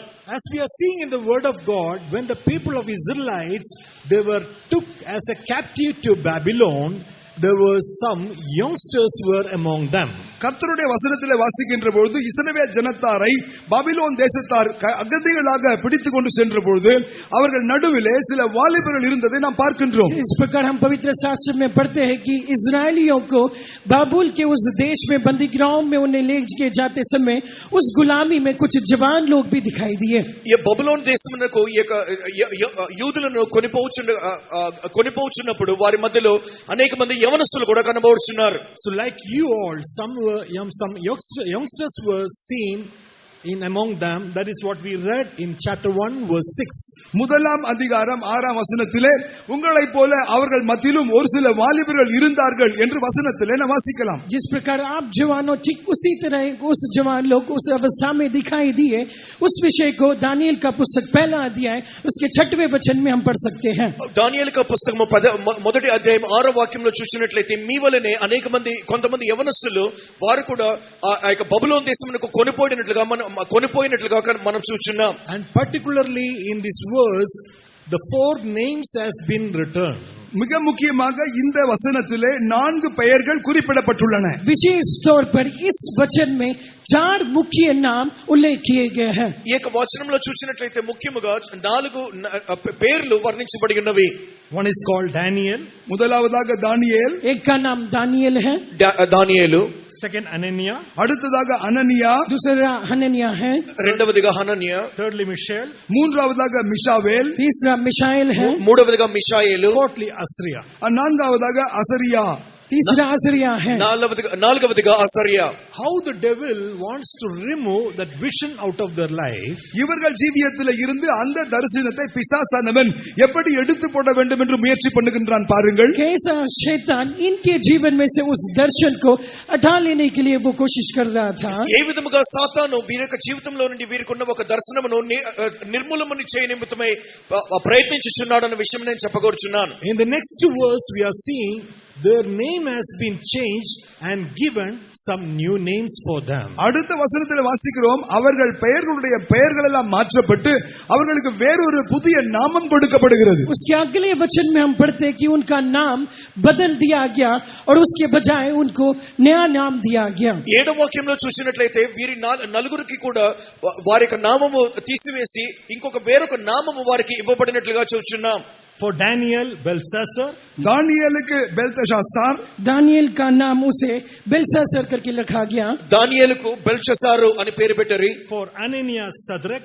அனனியாவுக்கு சாத்ராக். हनन्या को शद्रक करके रखा गया. హనన్యాకు శద్రకు అని పేరు పెట్టారు. For Mishael, Meshach. மிஷாவேலுக்கு மேஷாக். मिशाएल को मेशक करके रखा गया. మిషాయేలుకు మెషక్ అని పేరు పెట్టారు. For Asriah, Abednego. அசரியாவுக்கு ஆபேத்நேகோ என்று மறுபெயரிட்டான். अजरिया का नाम अबेदनेगो करके रखा गया. అసర్యాకు అబెద్నెగో అని పేరు పెట్టినారు. Why he changed their names? எதற்காக இவருடைய பெயர்களை அவன் மாற்றினான்? क्यों इसने उनके नाम को बदल दिया? ఎందువలన వీరి యొక్క పేర్లు మార్చబడి ఉన్నవి? Therefore we have to understand about the meaning of their names. ஆகவே இந்த பெயர்களுக்கு உரிய காரணங்கள் என்ன, அர்த்தங்கள் என்ன என்று நாம் அறிந்து கொள்ள வேண்டும். इसलिए इनके नाम के जो अर्थ है उसे हम समझ लेना चाहिए. ఈ యొక్క పేర్ల యొక్క అర్థము మనం గ్రహించవలసి ఉన్నది. The word, the Daniel, the meaning is called God is my judge. தானியேல் என்று சொல்வதற்கு தேவன் என்னுடைய நியாயாதிபதி என்று அர்த்தமாம். दानियल उस नामक का अर्थ इस प्रकार है, परमेश्वर ही मेरा न्यायाधीश है. దానియేలు అనగా అర్థమేమనగా దేవుడే నా యొక్క న్యాయాధిపతి. So that name will be changed means that vision will be changed in his life. Then Satan knows he will perish very soon. ஆகவே இந்த பெயரும் அதன் நிமித்தமாக அதனுடைய தரிசனமும் எடுக்கப்பட்டு போகுமானால் சாத்தான் நன்றாக அறிவான், அவன் சீக்கிரத்திலே அழிந்து போவான். तो उसका नाम बदलने पर साथ ही साथ उसका दर्शन भी बदल जाता है और शैतान इस विषय को बड़े अच्छे रीति से जानता है कि इस प्रकार होने पर उसका जीवन बहुत ही जल्दी नष्ट हो जाएगा, निरंकुश हो जाएगा. ఎప్పుడైతే ఇతనికి పేరు మార్చబడి ఉన్నదో ఆ యొక్క పేరులోని అర్థము ఇతను మర్చిపోవును, ఆ యొక్క దర్శనమును కూడా ఇతను కోల్పోవును. ఈ విధంగా జరిగినట్లయితే అతను అతి శీఘ్రముగా నశించిపోవును అని సాతాను యోచించుచున్నాడు. But Daniel was not allowed in his life to fade away that vision. ஆனால் இந்த இடத்திலே தனது தரிசனத்தை இழந்து போகின்ற காரியத்தில் தானியேல் மட்டும் ஒருவனாய் தனியாய் நின்று இருக்கவில்லை. पर दानियल ने अपने जीवन में रहने वाले उस दर्शन को वो जो धुंधला करने के लिए उसने अनुमति नहीं दिया. కానీ దానియేలును చూసినట్లయితే ఏమాత్రము కూడా అతనికి కలిగిన ఆ యొక్క దర్శనమును కోల్పోవుటకు ఏమాత్రము చోటివ్వలేదు. Like Daniel, we also have to remember our God is my judge. தானியேலை போல நாமும் நினைவு கூற வேண்டிய காரியம், நமது தேவன் நமது நியாயாதிபதியாய் இருக்கிறார். दानियल के समान हम समझ लेना चाहिए कि परमेश्वर ही हमारे जीवन में वही न्यायी होके न्यायाधीश होके है. దానియేలు అనగా దేవుడి యొక్క న్యాయాధిపతి. అదే విధంగా మన జీవితంలో కూడా మన దేవుడే మనకు న్యాయాధిపతిగా కనబడుచున్నారు. If that vision will goes away from your life, and there will be no more meaning in your life. உங்களுடைய ஜீவியத்தில் இருந்து அந்த தரிசனம் கடந்து போய்விடும் என்றால் பிறகு உங்கள் ஜீவியத்தில் ஒரு அர்த்தமற்றதாய் அர்த்தமில்லாமல் போய்விடும். यदि आपके जीवन में से वो दर्शन दूर होने पर आपके जीवन का कोई मतलब या कोई अर्थ नहीं रहेगा. ఆ యొక్క దర్శనమును మీరు కోల్పోయినట్లయితే మన జీవితమునకు కూడా ఏ విధమైన అర్థం లేకుండా కనబడుచున్నది. Few minutes before we were singing about our God is love, and in that love we were rejoicing. கொஞ்ச நேரத்துக்கு முன்பாக நமது தேவன் அன்பாகவே இருக்கிறார் என்றும் அந்த அன்பிலே நாம் கொஞ்ச நேரம் மனம் மகிழ்ந்து களி கூர்ந்து கொண்டிருந்தோம். कुछ मिनट पहले हम इस प्रकार गीत गा रहे थे, परमेश्वर प्रेम है और उस प्रेम में हम आनंदित हो रहे थे, मगन हो रहे थे. కొంచెం సమయం ముందుగా మనం దేవుని యొక్క ప్రేమ, దేవుడు ప్రేమయ్య ఉన్నాడు అని చెప్పి ఆయన యొక్క ప్రేమలో మనం ఆనందించి ఉన్నాము, సంతోషించుచున్నాము. There is no doubt at all that God is love. தேவன் அன்பாகவே இருக்கிறார் என்பதில் எவ்விதமான சந்தேகமும் கிடையாது. परमेश्वर प्रेम है, उसमें किसी प्रकार का संदेह या शक नहीं है. దేవుడు నిశ్చయముగా ప్రేమయ్య ఉన్నాడు, అందులో ఎటువంటి సందేహం లేనే లేదు. When you take a coin, for every coin there are two sides. நீங்கள் ஒரு நாணயத்தை எடுத்துக்கொண்டால் அதற்கு இரு பக்கங்கள் உண்டு. अब एक सिक्का लेने पर हर सिक्का में उसके दो पहलू रहते हैं. ఒక నాణెము తీసుకున్నట్లయితే ఆ యొక్క నాణెమునకు రెండు ప్రక్కలా కూడా కనబడుచున్నది. Even similar way, when you take about God, there is two sides for him. One side, God is love, but at the same time, in other side, he is a judge too. அப்படியே நாம் தேவன் எடுத்துக்கொண்டாலும் அவருக்கும் இரு பக்கங்கள் உண்டு. ஒரு பக்கத்திலே அவர் அன்புள்ளவராய் இருக்கிறார், ஆனால் மறுபுறத்திலோ அவர் நியாயாதிபதியாகவும் இருக்கின்றார். ठीक उसी तरह यदि हम परमेश्वर को लेने पर परमेश्वर की भी दो भाग पाए जाते हैं. एक भाग परमेश्वर प्रेम होके है और दूसरा भाग वो न्याय होके दिखाई देता है. అదే విధముగా దేవుడు ఒక ప్రక్కన ఆయన ప్రేమగా కనబడుచున్నాడు, ఇంకొక ప్రక్కన చూసినట్లయితే ఆయన న్యాయకర్తగా కనబడుచున్నాడు. God is loving God as well as God is judging God. தேவன் அன்புள்ளவராகவும் இருக்கிறார், அதே நேரத்திலே அவர் நம்மை நீதி விரிக்கின்ற நீதிபரராகவும் இருக்கின்றார். परमेश्वर प्रेमी परमेश्वर है, उसके साथ ही साथ वो हमारा न्याय करने वाला परमेश्वर भी है. ఒక ప్రక్కన చూసినట్లయితే దేవుడు ప్రేమించేవాడుగా కనబడుచున్నాడు, ఇంకొక ప్రక్కగా చూసినట్లయితే ఆయన మనలను న్యాయము తీర్చు దేవుడుగా కనబడుచున్నాడు. In Ecclesiastes chapter 11 verse 9, when you read, பிரசங்கின் புஸ்தகம் 11ஆம் அதிகாரம் 9ஆம் வசனத்திலே, सभापदेश 11 अध्याय के 9वें वचन में जब आप पढ़ते हो, ప్రసంగి 9వ అధ్యాయము 11 verse 9, 11వ అధ్యాయము 9వ వచనంలో చూసినట్లయితే, rejoice, O young man, in thy youth, and let thy heart cheer thee in the days of thy youth. வாலிபனே உன் இள வயதில் சந்தோஷப்பட்டு உன் வாலிப நாட்களில் உன் இருதயங்கள் உன்னை பூரிப்பாக்கட்டும். हे जवान, अपनी जवानी में आनंद कर और अपनी जवानी के दिनों में मगन रह करके कहा गया है. యవనుడా నీ యవ్వనమందు సంతోషపడుము, నీ యవ్వన కాలమందు నీ హృదయము సంతుష్టిగా ఉండనిమ్ము. And walk in the ways thine heart, and in the sight of thine eyes, but know thou that for all these things உன் நெஞ்சின் வழிகளிலும் உன் கண்களின் காட்சிகளிலும் நட, ஆனாலும் இவைகள் எல்லாவற்றின் நிமித்தமும் अब मनमानी और अपनी आंखों की दृष्टि के अनुसार चल, परंतु ये जान रख ले నీకు కోరిక చొప్పునను నీ దృష్టి యొక్క ఇష్టము చొప్పునను ప్రవర్తింపము, అయితే వీటన్నిటికి అని చెప్పుచున్నాడు. now only the terrible word has been written, God will bring thee into judgment. இப்பொழுதுதான் மிக பயங்கரமான ஒரு வார்த்தை இங்கு சொல்லப்பட்டுள்ளது. அது என்னவென்றால் தேவன் உன்னை நியாயத்திலே கொண்டு வந்து நிறுத்துவார் என்று அறி. अभी बहुत ही भयंकर विषय यहाँ पे लिखा गया है कि इन सब बातों के विषय परमेश्वर तेरा न्याय करेगा, उसे तू समझ ले. ఆ తర్వాత రాయబడిన అత్యంత ఒక గంభీరమైన విషయం ఏమనగా, ఇవన్నిటినీ కూడా నువ్వు అనుభవించినప్పటికీ సంతోషపడినప్పటికీ ఒక దినమున వీటన్నిటినీ కూడా దేవుడు న్యాయములోనికి తెచ్చును. We all wants to go in our own will and wish. நாம் யாவரும் நம்ம சித்தத்தின் படியும் நமது வாஞ்சையின் படியும் தான் முன்னேறி செல்ல வேண்டும் என்று விரும்புகிறோம். हम सब हमारे मन मानजी, हमारे खुद के इच्छा के अनुसार ही हम करना अगर सुनना हम चाहते हैं. మన స్వంత ఇష్టం చొప్పున మన హృదయము లేదా మనసు వాంఛించిన విధంగా మనము నడవగోరుచున్నాము, ప్రవర్తింపగోరుచున్నాము. Let me frankly say that so many youngsters, they doesn't like this church because here so many restrictions. You should not do that, you should not do that thing, you should not go there. So many restrictions are they are keeping, so I don't want to go over there. நான் வெளியரங்கமாக ஒரு காரியத்தை சொல்லட்டும். அநேக வாலிபர்களுக்கு இந்த சபையோடு ஐக்கியம் கொண்டு இருப்பதற்கு விருப்பம் இருப்பதில்லை. ஏனென்றால் நம்மிடத்திலே நிறைய நிபந்தனைகள் உண்டு. இங்கு போகக்கூடாது, அங்கு செல்லலாம், இந்த காரியங்களை செய்யக்கூடாது, இந்த காரியங்களை செய்யலாம் என்ற நிபந்தனைகளை நாம் கொண்டுள்ளோம். मैं सीधा सीधा इस विषय को कहना चाहता हूं, में से कई जवानों को हमारे कलीसिया के साथ संगति रखना वो पसंद नहीं करते हैं. उसका कारण ये है कि हमारे संगति में कई प्रकार के प्रतिबंध हैं. ये करना चाहिए, ये नहीं करना चाहिए, यहाँ पे जाना, वहां पे नहीं जाना, इस प्रकार के कई प्रकार के प्रतिबंध लागू हुआ है. इसी कारण से वो इस कलीसिया को पसंद नहीं करते हैं. అనేక మంది యవనస్తులకు మనకు సంఘముతో సంబంధంలో ఉండుట వారికి ఇష్టం లేదు. ఎందుకనగా మనకు సంఘములో ప్రతి విషయమునకు కూడా ఒక నియమ నిబంధనలు కనబడుచున్నవి. ఈ విధంగా చేయకూడదు, ఆ విధంగా నవ్వకూడదు, ఈ విధంగా మాట్లాడకూడదు అని చెప్పుచున్నాం. You may be facing these restrictions in your house also. உங்க வீடுகளிலும் கூட இப்படிப்பட்ட நிபந்தனைகளை நீங்கள் எதிர்கொண்டு வரலாம். इस प्रकार की प्रतिबंध को आप आपके घर में भी आप सामने करते होंगे. ఈ యొక్క ప్రతిబంధనలన్నిటిని కూడా మీరు మీ ఇంటిలో కూడా మీరు అనుభవించవచ్చును. Perhaps you may be born in a Pentecostal family, so therefore you may be facing so many restrictions in your house.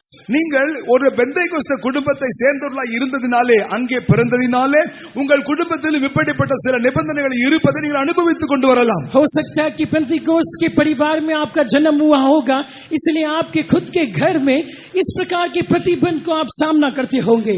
ఒక పెంతెకోస్తు కుటుంబంలో జన్మించుటను బట్టి మీకు కుటుంబంలో ఇటువంటి నియమ నిబంధనలు అన్నిటిని కూడా మీరు మీకు జీవితంలో అనుభవించుచూ ఉండవచ్చును. And when you are seeing your friends how they were enjoying this world, you will have so many questions in your life. They are also Christians and they are enjoying in so many other ways, and why you are not allowing us to do that same thing? உங்கள் நண்பர்கள் சிலரை நீங்கள் பார்க்கின்ற பொழுது அவர்களும் கிறிஸ்தவர்கள் தான், ஆனால் இந்த உலகத்தை அவர்கள் இன்னென்ன பிரகாரமாக அனுபவிக்கிறார்களே, அந்த வழிகளில் நானும் ஏன் இந்த உலகத்தை அனுபவிக்க முடியவில்லை என்ற கேள்விகள் உங்களுக்குள்ளே காணப்படலாம். आप जो है आपके दोस्तों को देखते हुए, आपके दोस्त वो भी मसीह होके दिखाई देते होंगे. मसीह होने के नाते भी वो इस संसार को कई रीति से अनुभव करते होंगे, मनाते होंगे, पर मैं क्यों इस विषय को, इस मनोरथा को अनुभव नहीं कर सकता करके आपके मन में कई प्रकार के सवाल उठा होगा. మీకు స్నేహితుల యొక్క జీవితంలో చూసినట్లయితే వారి ఇష్టానుసారంగా వారి యొక్క మనసునకు హృదయమునకు వాంఛించినందుకు వారు జీవించుచున్నారు. కానీ నాకైతే ఇన్ని నియమ నిబంధనలు కనబడుచున్నవి అని మీకు మనసులో అనేకమైన ప్రశ్నలు రావచ్చును. In book of Job chapter 21, it says about the wicked's house. யோபுவின் புஸ்தகம் 21ஆம் அதிகாரத்திலே ஒரு துன்மார்க்கனுடைய வீட்டை பற்றி, ஒரு அக்கிரமங்களுடைய வீட்டை பற்றி நாம் அங்கு பார்க்கின்றோம். अय्यूब के पुस्तक के 21वें अध्याय में एक दुष्ट के घर के विषय में कहा गया है. యోబు పుస్తకం 21వ అధ్యాయంలో ఒక దుష్టుని యొక్క ఇల్లుని గురించి చదువుచున్నాం. In the wicked's house there is no rod of God. துன்மார்க்கனுடைய வீட்டிலே தேவனுடைய தண்டனையின் கோல் இருப்பதில்லையாம். उस दुष्ट के घर में परमेश्वर का छड़ी नहीं है. ఈ యొక్క దుష్టుని యొక్క ఇంటిలో చూసినట్లయితే దేవుని యొక్క కర్ర అక్కడ లేనట్లుగా కనబడుచున్నది. Verse 11 it says, they setteth for their little ones like a flock, and their children dance. 21ஆம் அதிகாரம் 11ஆம் வசனம், அவர்கள் தங்கள் குழந்தைகளை ஒரு மந்தையை போல வெளியே போக விடுகிறார்கள், அவர்கள் பிள்ளைகள் குதித்து விளையாடுகிறார்கள். 11वें वचन में इस प्रकार उल्लेख किया गया, वे अपने लड़कों को झुंड झुंड के बाहर जाने देते हैं और उनके बच्चे नाचते हैं. వారు తమ పిల్లలను మందలుగా బయటికి పంపుదురు, వాని పిల్లలు నటనము చేయుదురు. You can see among your friends, they may be going for the excursion, they were going for different places, tour among with their friends, they are rejoicing, they are dancing, and all. When you are seeing, a question comes in your life, why my parents are not allowing to join with them and to have that enjoyment in my life. உங்கள் நண்பர்களை நீங்கள் பார்க்கின்ற பொழுது அவர்கள் பல நண்பர்களுடன் சேர்ந்து கொண்டு பல இடங்களுக்கு சுற்றுலா சென்று வருகிறார்கள். சந்தோஷப்பட்டு மகிழ்ந்து களி கூர்ந்து நடனமாடி அவர்கள் உல்லாசமாய் இருக்கிறார்கள். அப்பொழுது உங்கள் உள்ளத்திற்குள்ளே ஒரு கேள்வி வருகிறது, அவர்கள் எல்லாம் இப்படி இருக்கும் பொழுது நான் ஏன் இவைகளை அனுபவிக்க முடியவில்லை, எனக்கு ஏன் இந்த அனுமதிகள் இல்லை என்று நீங்கள் யோசிக்கலாம். अब आपके दोस्तों के बीच में इस विषय को आप देखते होंगे कि आपके दोस्त दोस्त लोग दूसरे दोस्तों के साथ मिलकर झुंड होकर कई प्रकार के विनोद यात्रा में जाते हैं। इस संसार को कई रीति से वो मनाते हैं, आनंदित होते हैं, खुशी मजा लेते हैं। पर क्यों मेरे माता पिता ये सारे विषय को अनुभव करने के लिए मुझे अनुमति नहीं देते करके ऐसे कई प्रकार के सवाल उठा होगा। మీకు స్నేహితులను చూసినట్లయితే వారు గుంపులుగా వినోదయాత్రలకు వెళ్ళుచున్నారు, ఇక లోక సంబంధమైన అనేక కార్యములు వారు అనుభవించుచున్నారు, వారు నటనము చేయుచున్నారు, ఆనందించుచున్నారు. కానీ నాకైతే ఎందుకు ఈ విధమైన నియమ నిబంధనలు కనబడుచున్నవని మీకు మనసులో ఒక ప్రశ్న లేవచ్చును. In the 13th verse it is written about them, in a movement go down to the grave. ஆனால் 13ஆம் வசனத்திலே அவர்களை பற்றி என்ன சொல்லப்பட்டிருக்கிறது? ஒரு க்ஷண பொழுதிலே பாதாளத்தில் இறங்குகிறார்கள் என்று சொல்லப்பட்டுள்ளது. पर 13 वचन में उनके विषय में इस प्रकार लिखा हुआ है, पल भर में ही अधोलोक में वो उतर जाते हैं. 13వ వాక్యంలో చూసినట్లయితే ఒక్క క్షణములోనే పాతాళములోనికి వారు దిగిపోవుదురు అని వ్రాయబడి ఉన్నది. Yes, it is in the movement they are going down to the hell. அவர்களை பற்றி அங்கு சொல்லப்பட்டுள்ளது, ஒரு க்ஷண பொழுதிலே பாதாளத்தில் இறங்குகிறார்கள். पल भर में वो अधोलोक में उतर जाते हैं करके उनके विषय में कहा गया है. ఒక్క క్షణములోనే వారు పాతాళములోనికి దిగిపోవుదురు అని వ్రాయబడి ఉన్నది. Oh youngsters, this hell is a terrible place. வாலிபர்களே, இந்த பாதாளம் மிகவும் மோசமான பயங்கரமான ஒரு ஸ்தலம். हे जवान, ये अधोलोक कहने पर वो बहुत ही एक भयानक स्थान है. యవనస్తులారా, ఇక పాతాళం వెనుక అత్యంత భయంకరమైన ఒక స్థానమై ఉన్నది. We should not end up our life in this hell. இந்த பாதாளத்திலே நமது வாழ்வு முடியலாகாது. इस अधोलोक में हमारा जीवन अंत नहीं होना चाहिए. మన యొక్క జీవితం యొక్క అంతం అనున్నది ఇక పాతాళంలో కనబడకూడదు. Our loving God wants us, we all have to be seen with him in heaven. நமது அன்புள்ள தேவன் நாம் யாவரும் அவரோட கூட பரலோகத்திலே காணப்பட வேண்டும் என்று தான் ஆவலாய் காத்துக் கொண்டிருக்கிறார். हमारा प्रेमी परमेश्वर हम सब स्वर्ग में उसके साथ दिखाई देना ही वो अपेक्षा करता है, आग्रह रखता है. మనల్ని ప్రేమించే మన దేవుడైతే మనల్ని పట్ల కోరుచున్న ఒక కార్యమేమనగా ఆయనతో పాటు నిత్యములో ఆ యొక్క స్వర్గములో మనం కూడా కనిపించవాలని ఆయన కోరుచున్నారు. Therefore in the key verse we read that, but he that keepeth the law, happy is he. ஆகவே தான் நாம் ஆதியிலே படித்தோமே, அவரது கற்பனைகளை கைக்கொள்ளுகின்றவன் பாக்கியவான். इसलिए मूल वचन में हमने पढ़ा था, जो उसकी व्यवस्था को मानता है वो धन्य है. అందువల్లనే సామెతలు 29:17లో మొదటగా చదివినట్లుగా ధర్మశాస్త్రమును అనుసరించువాడు ధన్యుడు అని వ్రాయబడి ఉన్నది. All the worldly happiness will fade away very soon. That is a temporary happiness. உலக பிரகாரமான அத்தனை மன மகிழ்ச்சியும் அனித்தியமானது, அவைகள் நிரந்தரமானவை அல்ல, நொடியிலே அவைகள் மறைந்து மாறி போய்விடும். सारे प्रकार के संसार की जो खुशियां हैं वो बहुत ही जल्दी वो पूरी रीति से सूख जाएगा, दूर हो जाएगा, वो तत्काल के लिए है. ఏక లోకంలో కనబడుచున్న ఏక కార్యములన్నీ కూడా అతి క్షణికము మాత్రమే, అతి త్వరలోనే అన్నీ కూడా నాశనము వైపుగా పోవుచున్నవి. But if we remain under that law, surely one day we are going to be seen with our Lord and we are going to rejoice over there for ever and ever. ஆனால் நாம் இந்த வேதமாகிய நியாயப்பிரமாணத்திற்கு உட்பட்டு காணப்படுவோம் என்றால் நிச்சயமாக ஒரு நாள் நாம் நம் தேவாதி தேவனோடு கர்த்தனோடு காணப்பட்டு அவருடன் என்றென்றுமாய் நித்திய காலமாய் இருப்போம். यदि हम उस व्यवस्था को मानते हुए उस व्यवस्था के अधीन में रहेंगे तो निश्चय हम उस प्रभुओं का परमेश्वर उसके साथ युगानुयुग हम उसके साथ स्वर्ग में दिखाई देंगे. ఏక ధర్మశాస్త్రమును అనుసరించి మనకి జీవితం మనం నిర్ణయించుకొని మనం కట్టుకుని నిశ్చయముగా నిత్యములో మన దేవుడితోనే మనం కనబడగలము. One day a small boy was flying a kite. ஒரு நாள் ஒரு சிறுவன் காற்றாடி பட்டம் ஒன்றை விட்டுக் கொண்டிருந்தான். एक दिन एक छोटा लड़का एक पतंग वो उड़ा रहा था. ఒకనాడు ఒక చిన్న అబ్బాయి అతను ఒక గాలిపటమును ఎగరవేయుచున్నాడు. Kite was flying very nicely over there.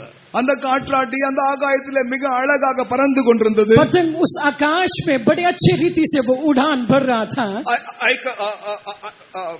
గాలిపటం అయితే గాలిలో అత్యంతగా అందముగా అది తేలుచున్నది. But a thought came in the kite's life, why this boy is not allow me to fly more high if he is allowing me, then I will go and fly among the stars, their thought came. அப்பொழுது அந்த பட்டத்திற்கு ஒரு எண்ணம் வந்தது. அது என்னவென்றால், எதற்கு இந்த சிறுவன் என்னை இன்னும் சற்று உயரமாக பறப்பதற்கு அனுமதிப்பதில்லை? அப்படி அனுமதித்தால் நான் இன்னும் சற்று உயரமாக பறந்து நான் ஆகாயத்தில் உள்ள நட்சத்திரங்களுக்குள்ளே கடந்து போவேனே என்று யோசித்தது. उस उड़ता हुआ पतंग को इस प्रकार सोच आया, क्यों ये लड़का और मुझे ऊपर की और ऊंचाई की ओर उड़ने के लिए अनुमति नहीं देता है?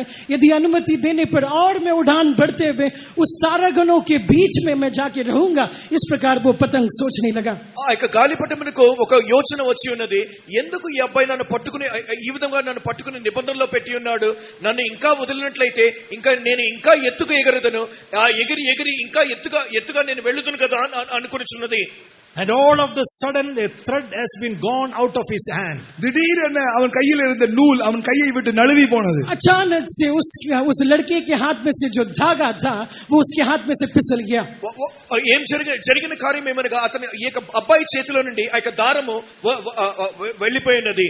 Kite has been thought, my desire has been fulfilled. அப்பொழுது அது பட்டம் நினைத்தது, என் வாஞ்சை நிறைவேறி விட்டது. अभी पतंग सोचने लगा कि मेरा आग्रह पूरा हो गया है. అప్పుడు గాలిపటము అనుకొనిచున్నది, ఆహా నా యొక్క ఆలోచన నా యొక్క వాంఛ పూర్తి కాబోచున్నది. But what happened? That wind has been took this wind and gone and smashed into the tree, and all that kite has been completely destroyed. நடந்தது என்ன தெரியுமா? வேகமான காற்றொன்று வந்து இதன் மீது மோதி ஒரு மரத்தின் மீது எடுத்து சென்று மோதியது. பட்டம் கிழிந்து சின்ன பின்னமாக்கியது. அதுவே அதனுடைய முடிவானது. क्या संभव हुआ करके आपको पता है क्या? ये हवा ने उस हवा के भाव में उस पतंग को सीधा एक झाड़ के साथ टकराया. उस झाड़ के साथ टकराने के बाद उस पतंग टूट गया और उसी के साथ उस पतंग का अंत हो गया. ఆ యొక్క గాలిపటమును ఒక గాలి తీసుకుని ఒక చెట్టుకు మోది ఉన్న కారణముగా ఆ యొక్క గాలిపటము పూర్తిగా చిన్నాభిన్నముగా చిరిగిపోయి ఉన్నది. Now the kite has been realized, it was good for me to remain this boy's hand. அப்பொழுதுதான் அந்த பட்டம் நினைத்து பார்த்தது, நான் அந்த பையனுடைய கைகளிலே இருந்திருந்தால் எவ்வளவு பத்திரமாய் இருந்திருப்பேன் என்று யோசித்தது. तभी उस पतंग सोचने लगा, महसूस करने लगा, यदि मैं उस लड़के के हाथ में उसके नियंत्रण में रहता तो मैं बड़ा सुरक्षित अच्छा रहता था. అప్పుడు మాత్రమే గాలిపటము యోచించున్నది, నేను కనుక ఆ అబ్బాయి చేతిలో ఉంటే ఎంతో సురక్షితంగా ఉండేదాననే. Now when you are controlled, you may be doesn't like, but child of God, we have to understand, behind of all this controlling, your life will be safe. அப்படித்தான் நீங்களும் நினைப்பீர்கள், இந்த சட்டதிட்டங்கள் இல்லாமல் இருந்தால் எப்படி இருக்கும்? ஆனால் உண்மையிலே இவைகள் உங்களுக்காக இருந்து உங்களை கட்டுப்படுத்தி கொண்டிருப்பதில் தான் உங்களது ஜீவியம் மேன்மை உள்ளதாக இருக்கிறது என்பதை நினைத்து பார்த்துக் கொள்ளுங்கள். आप अभी किसी के नियंत्रण में, किसी के काबू में हो, इस विषय को आप पसंद नहीं करते होगे. यदि आप किसी के नियंत्रण में रहने पर आप एक विषय को समझ लेना चाहिए कि आपका जीवन सुरक्षित है. మీరు ఆ యొక్క నియమ నిబంధనలు ఈ క్షణమున మీకు నచ్చని ఒక విషయముగా కనబడవచ్చును, కానీ ఇక నియమ నిబంధనలే మీకు జీవితమును సురక్షితముగా కాపాడుచున్నవి. So why we were making so many restrictions to not to have the pleasures of the world? இதற்காகத்தான் நாம் இந்த உலகத்தினுடைய இந்த சிற்றின்பங்கள் ஒன்றும் வரக்கூடாது என்பதற்காகத்தான் இந்த நிபந்தனைகளை கட்டுப்பாடுகளை வைத்திருக்கிறோம். क्यों हम इस संसार के सुख विलास को अनुभव नहीं करना चाहिए करके कई प्रकार के प्रतिबंध को हम लागू करते हैं. ఎందువలన మనము ఈ యొక్క లోకమునిచ్చే సంతోషములు అనుభవించకూడదు అని నియమ నిబంధనలను ఏర్పరచుచున్నాము. Because God is a judging God. ஏனென்றால் தேவன் நியாயம் தீர்க்கின்ற நியாயாதிபதியாக இருக்கிறார். क्योंकि परमेश्वर वो न्याय करने वाला परमेश्वर है. ఎందుకనగా మన దేవుడు ఆయన న్యాయకర్తగా కనబడుచున్నాడు. So to escape from that judgment, while you live in this world, you have to live in vision. ஆகவே அந்த நியாய தீர்ப்பிலும் தப்பிக்கொள்வதற்காகத்தான் இந்த உலகிலே ஜீவிக்கும் நாட்களில் நீங்கள் தரிசனத்தோட ஜீவிக்க வேண்டும். इसलिए उस न्याय से आप बच निकलने के लिए इस संसार में जब आप जीवन व्यतीत करते हो, उस दर्शन के साथ, उस दर्शन को रखवाली करते हुए आप अपने जीवन को व्यतीत कीजिए. అందువల్లనే ఆ యొక్క దేవుని యొక్క న్యాయమును తప్పించుకునే నిమిత్తమై ఒక దర్శనము కలిగి ఈ యొక్క లోకంలో జీవించుట అత్యంత ప్రాముఖ్యమైన విషయము. What should be your vision? I don't want the pleasures and the enjoyment of this world. I want to be seen with my Lord and rejoice over there in heaven. ஆகவே உங்கள் தரிசனம் என்னவா இருக்க வேண்டும் தெரியுமா? நான் இந்த உலகத்தையும் உலகத்திலே இருக்கிறவைகளையும் அனுபவிக்க வேண்டும், அவைகளை நான் கொண்டாட வேண்டும் என்பது அல்ல என்பதாக இருக்கக்கூடாது. அதற்கு மாறாக நான் என் தேவாதி தேவனை, என்னில் அன்பு கூறுவர்களை நான் கண்டு முகாமுகமாய் கண்டு யுகா யுகமாய் அவரோடு இருக்க வேண்டும் என்பதே உங்கள் தரிசனமாய் இருக்க வேண்டும். आपका दर्शन क्या हो के रहना चाहिए? क्या आपको पता है क्या? मैं जो है इस संसार के मनोरथा को, इस संसार के सुख विलास को अनुभव नहीं करना चाहिए, पर परमेश्वर में आनंदित होते हुए, और उतना ही नहीं उसके साथ युगानुयुग उसके साथ रह के वहां पे उसके साथ में आनंदित होना चाहिए, मगन होना चाहिए. అందువలన మన యొక్క దర్శనం ఏ విధంగా కనబడవలనగా నేను ఇక లోకము యొక్క ఆనందమును సంతోషమును అనుభవించుట కంటే నిత్యములో దేవునితో కూడా సంతోషించుట ఒక దర్శనముగా మనకు ఉండవలెను. Secondly, we seen about a name called Anania. இரண்டாவதாக அந்த இடத்திலே அனனியா என்று ஒருவரை பார்க்கிறோம். दूसरा हनन्या करके एक नाम को वहां पे हम देखते हैं. రెండవదిగా హనన్యా అని ఒక వ్యక్తిని చూచుచున్నాం. The meaning of Anania means grace, mercy, gift of the Lord. அனனியா என்றால் தேவ கிருபை, இரக்கம், கர்த்தருடைய பண்டிகைகள். हनन्या नामक उस नाम का अर्थ यह है कि परमेश्वर का अनुग्रह, उसकी दया और परमेश्वर के वरदान. హనన్యా అనగా అర్థమేమనగా దేవుని యొక్క కృప, దేవుని యొక్క కనికరము, దేవుని యొక్క వరము. What is grace? It means கிருபை என்றால் என்ன? अनुग्रह बोलने पर उसका क्या अर्थ है? కృప అనగా అర్థమేమి? if you run alone is called race. நீங்கள் தனிமையாய் ஓடினால் அதனுடைய பெயர் போட்டி. यदि आप अकेले दौड़ लगाते हो, उसके हम दौड़ करके रेस करके हम कहते हैं. మీరు ఒంటరిగా మీరు పరిగెట్టినట్లయితే అది అది పరుగు పందెము అని చెప్పబడుచున్నది. But if you run along with God, it's called grace. ஆனால் தேவனோடு நீங்கள் சேர்ந்து ஓடினால் அது கிருபை என்று அழைக்கப்படுகிறது. यदि आप परमेश्वर के साथ मिलकर दौड़ते हो तो उसे अनुग्रह करके कहते हैं. కానీ మీరు ఎప్పుడైతే దేవునితో కూడా పరిగెట్టుచున్నారో అది కృప అని చెప్పబడుచున్నది. So don't run alone, you run with God. ஆகவே நீங்கள் தனிமையாய் ஓட வேண்டாம், தேவனோடு ஓடிக்கொண்டிருங்கள். इसीलिए अकेला दौड़ ना लगाइए, आप परमेश्वर के साथ दौड़िए. అందువల్లనే మీరు ఒంటరిగా ఏమాత్రం పరిగెత్తవద్దు, దేవునితో కూడా పరిగెత్తండి. In 1 Corinthians chapter 15 verse 10, Apostle Paul said, 1 கொரிந்தியர் 15ஆம் அதிகாரம் 10ஆம் வசனத்திலே அப்போஸ்தலனாகிய பவுல் சொல்லுகிறார், पहला कुरिन्थियों उसका 15 अध्याय के 10वें वचन में प्रेरित पौल इस प्रकार कहता है. మొదటి కొరింథీ 15వ అధ్యాయం 10వ వాక్యంలో పౌలు చెప్పుచున్నాడు, but by the grace of God I am what I am. தேவ கிருபையினாலே நான் நானாக இருக்கிறேன் என்று அவர் சொல்லுகிறார். परंतु मैं जो कुछ भी हूँ परमेश्वर के अनुग्रह से हूँ करके वो कहता है. నేను ఏమై ఉన్నానో నేను దేవుని యొక్క కృప మూలముగా మాత్రమే అని చెప్పుచున్నాడు. We cannot do nothing by our own self. If you have the grace, everything is possible. நாம் சுயமா யாதொன்றையும் செய்ய முடியாது, ஆனால் அந்த கிருபை இருந்தால் அனைத்தும் நமக்கு சாத்தியமாகும். हम खुद होकर हम कुछ नहीं कर सकते हैं, पर उस अनुग्रह रहने पर सब कुछ संभव है. మనము ఒంటరిగా ఉన్నట్లయితే ఏమీ చేయలేము, గాని ఆ యొక్క దేవుని యొక్క కృప మనకు తోడుగా ఉన్నట్లయితే అన్నిటినీ కూడా చేయగలము. Few minutes before we were praising God. சில நிமிடங்கள் முன்பாக நாம் யாவரும் ஒருமித்து தேவனை துதித்துக் கொண்டிருந்தோம். कुछ मिनट पहले हम सब परमेश्वर की तारीफ कर रहे थे, उसकी प्रशंसा कर रहे थे. కొంత సమయం ముందు మనమందరం కూడా దేవునిని స్తుతించుచున్నాము, స్తోత్రించుతమే. Why we are asking you to praise God?